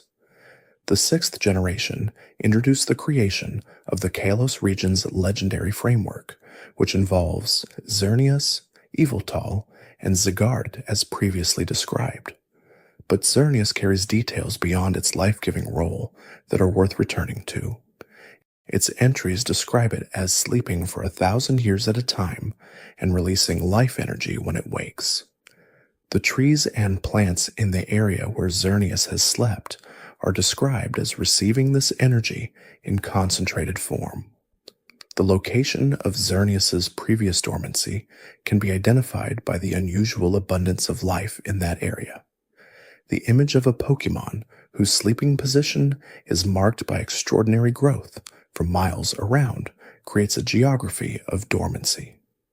Places where Xerneas has rested are different from places where it has not. The landscape records where it has been. This is the opposite of how most creatures interact with their environment, where the creature moves through the space and then the space remains unchanged. Xerneas changes the space permanently simply by resting in it. Yveltal's entries describe it as absorbing life force from living things around it when it is in an active state, and releasing all of that absorbed life force when it reaches the end of its life cycle, after which it sleeps in a cocoon form for many years. The absorption phase and the release phase are both described without judgment in the entries. The creature takes life. It eventually releases what it took. The cycle is self-contained, and the entries treat it as natural. The region that loses life when Yveltal is awake recovers some of it when Yveltal sleeps, and then releases what it has held.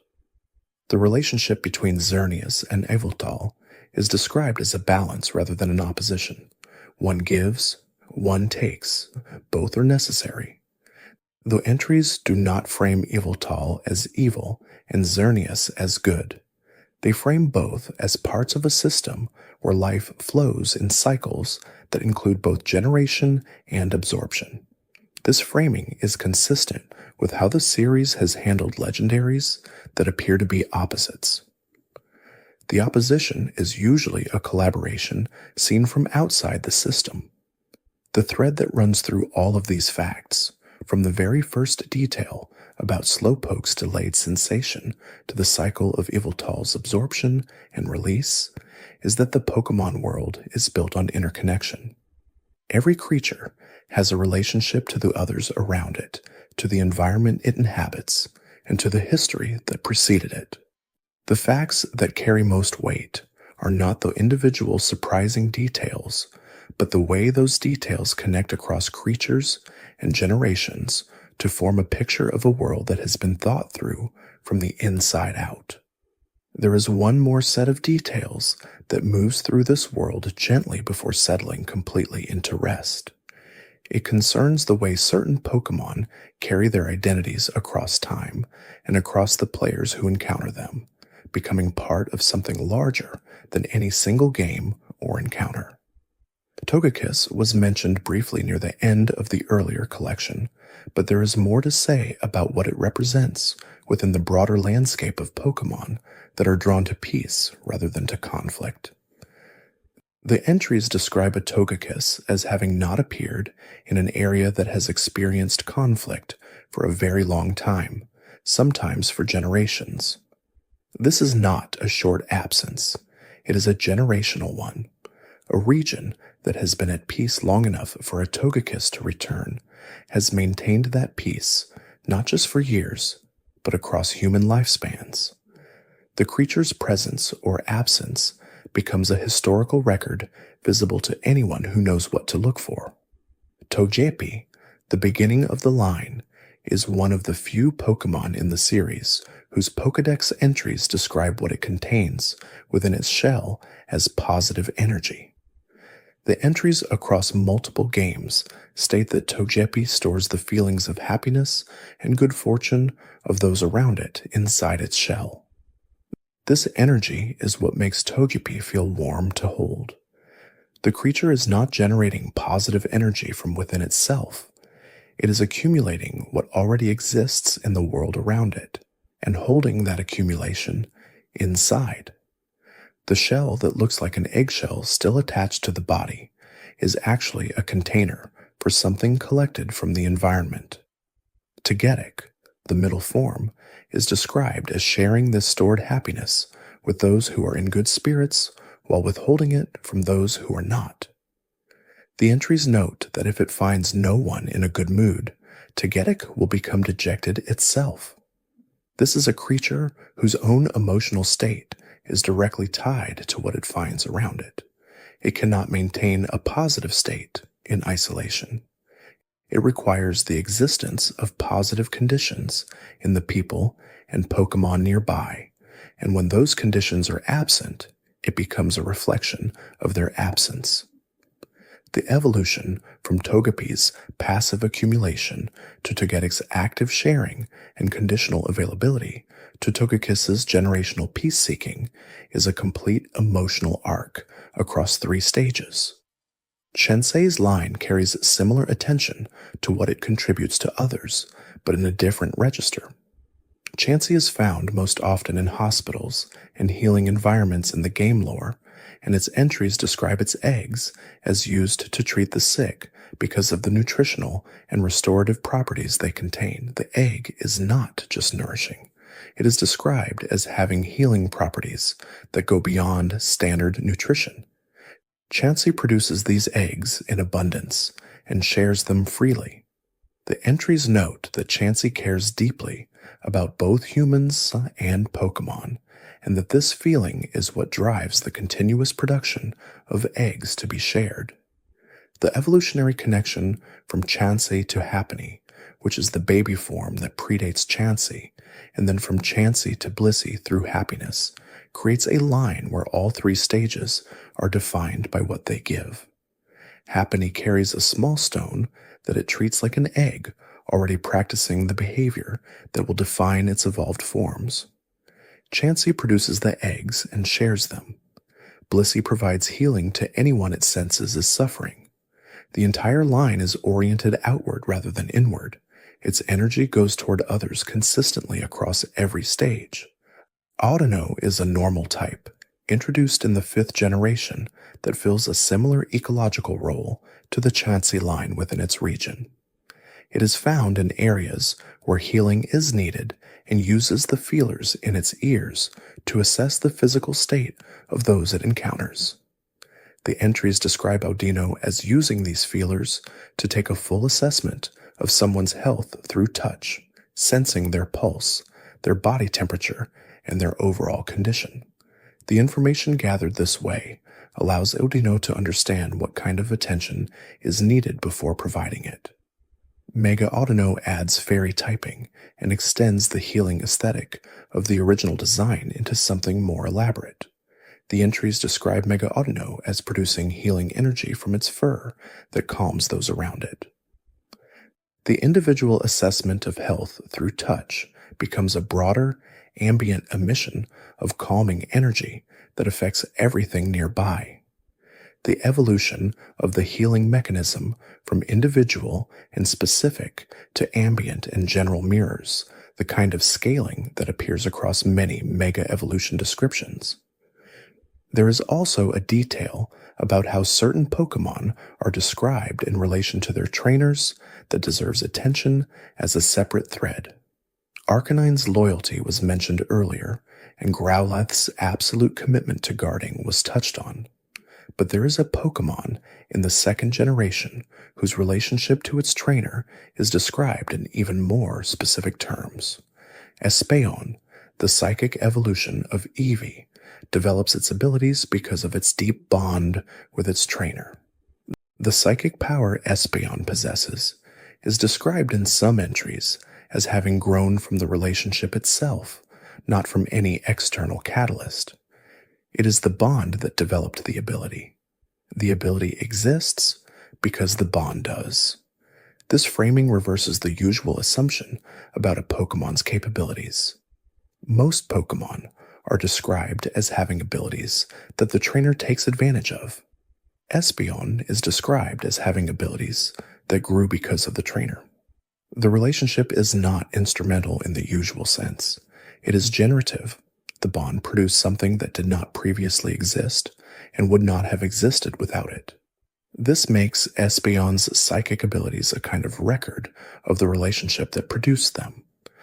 A trainer who has had an Espeon for a long time has a Pokémon that carries evidence of that time in its abilities.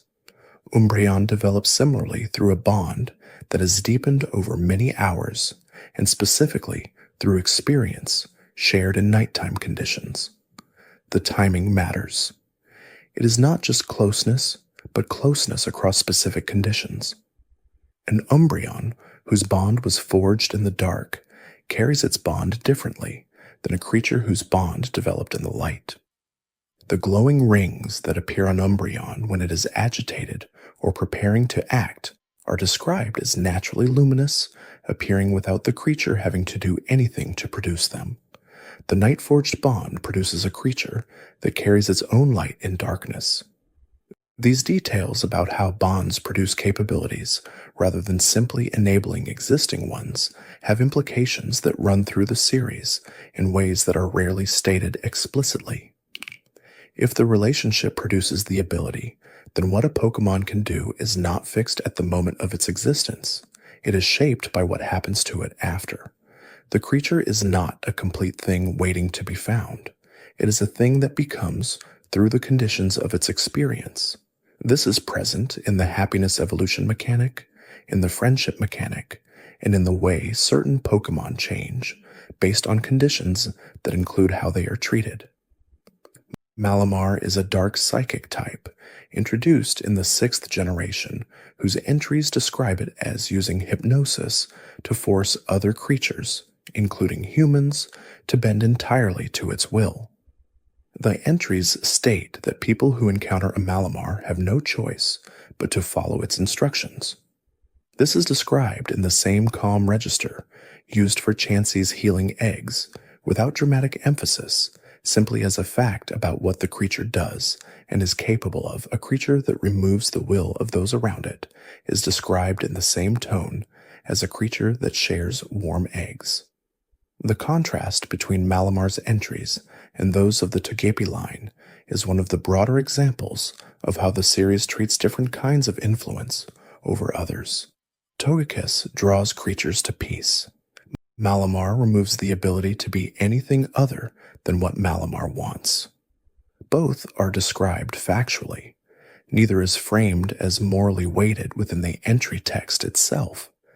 The judgment about what each represents is left entirely to the reader.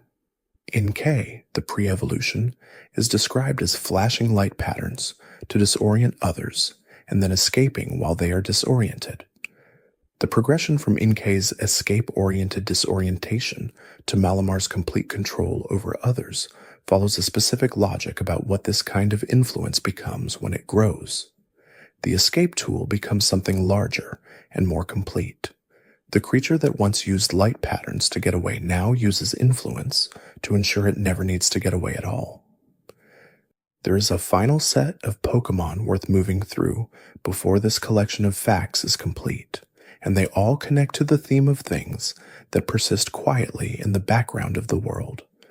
Sigilyph was discussed in terms of its endless patrol over a city that is gone, but there are others in the series whose existence is defined by a similar quality of ongoing presence in relation to something that has passed. Claydol is a ground psychic type from the 3rd generation that is described as having been formed from an ancient clay figure that absorbed a mysterious energy. The ancient people who created the original clay figure are long gone. The conditions that allowed the clay to absorb the energy are not recreatable. Claydol exists as the result of a specific historical moment that cannot be replicated. Whatever the ancient people intended when they created the clay figure, the result was not what they planned. The creation that now exists was not the creation that was attempted. Zoroark and Lunatone, also from the 3rd generation, are described as having fallen to Earth from space and as being unable to speak or communicate in any way that humans can decode. They are described as observing, as having some awareness of what is around them, but the nature of that awareness remains inaccessible. They arrived. They exist. They observe. What they understand about the world they inhabit has never been determined. The entries acknowledge this gap directly rather than filling it with an explanation. These creatures, Sigilyph still flying over ruins, Claydol still animated by energy absorbed from an ancient moment, Zoroark and Lunatone still carrying whatever understanding they have from somewhere else, are all examples of presences that persist without requiring the world around them to acknowledge or explain them. They are simply there, continuing for reasons that are complete within themselves, whether or not anyone understands those reasons. Spiritomb is a ghost dark type whose entries describe it as a creature bound together from 108 spirits. These spirits were joined together as a punishment for the actions they had committed, sealed within a keystone. The entries note that Spiritomb has been sealed for 500 years. The spirits within it carry their original nature, which was presumably why they required binding in the first place. What exists now is an amalgam of 108 beings who cannot separate, bound to a stone, present in the world in a form that was not what any of the individual spirits were. The keystone that contains Spiritomb appears in the games as an item that the player uses to summon it. The creature that emerges has been waiting within the stone for 500 years before the player arrives, before the game begins. Spiritomb has been present in the keystone in the particular location where the player finds it. The interaction that the game presents as an encounter is, from Spiritomb's perspective, simply one moment in a very long, continuous existence. Phantump is a ghostgrass type, whose entries describe it as a tree stump inhabited by the spirit of a child who died alone in a forest. The spirit enters the stump and animates it, becoming a Phantump. The entries note that Phantump calls out in a voice that sounds like a child's, and that this voice carries a longing that cannot be fulfilled. The tree stump that moves and calls out in the forest is something recognizable and familiar in appearance, a fallen tree transformed by what inhabits it into something that carries an unresolved feeling. Trevenant, the evolution, is described as using the mycelium network of trees to communicate with and control other trees in its forest. It prevents people from leaving the forest to protect the ecosystem within it. The same spirit that as Phantump was calling out with unresolvable longing becomes something that manages a forest and defends it from those who would harm it. The emotional experience that defined the pre-evolution becomes a function in the evolution. What was suffering becomes something that acts in the world with specific purpose.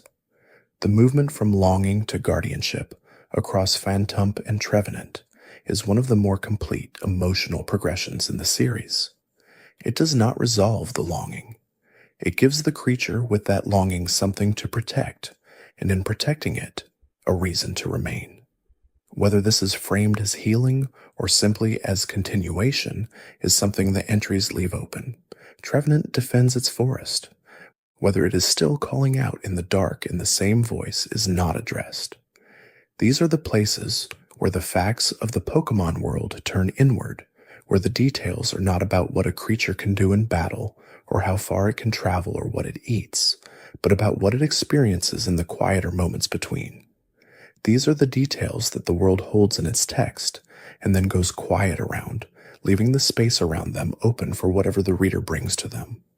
The facts collected here, from the first gentle mention of Slowpoke's tail in still water to the forest where Trevenant keeps watch in the dark, form a path through a world that has been built with more care than is usually required.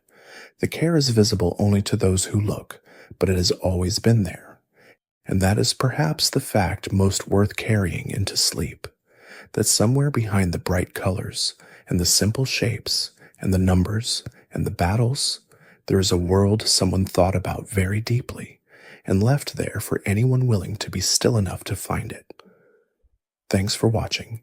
If these quiet details helped you relax, there's another video waiting on the left of your screen. You can let it play as you close your eyes. You might hear something soothing before you fall asleep again.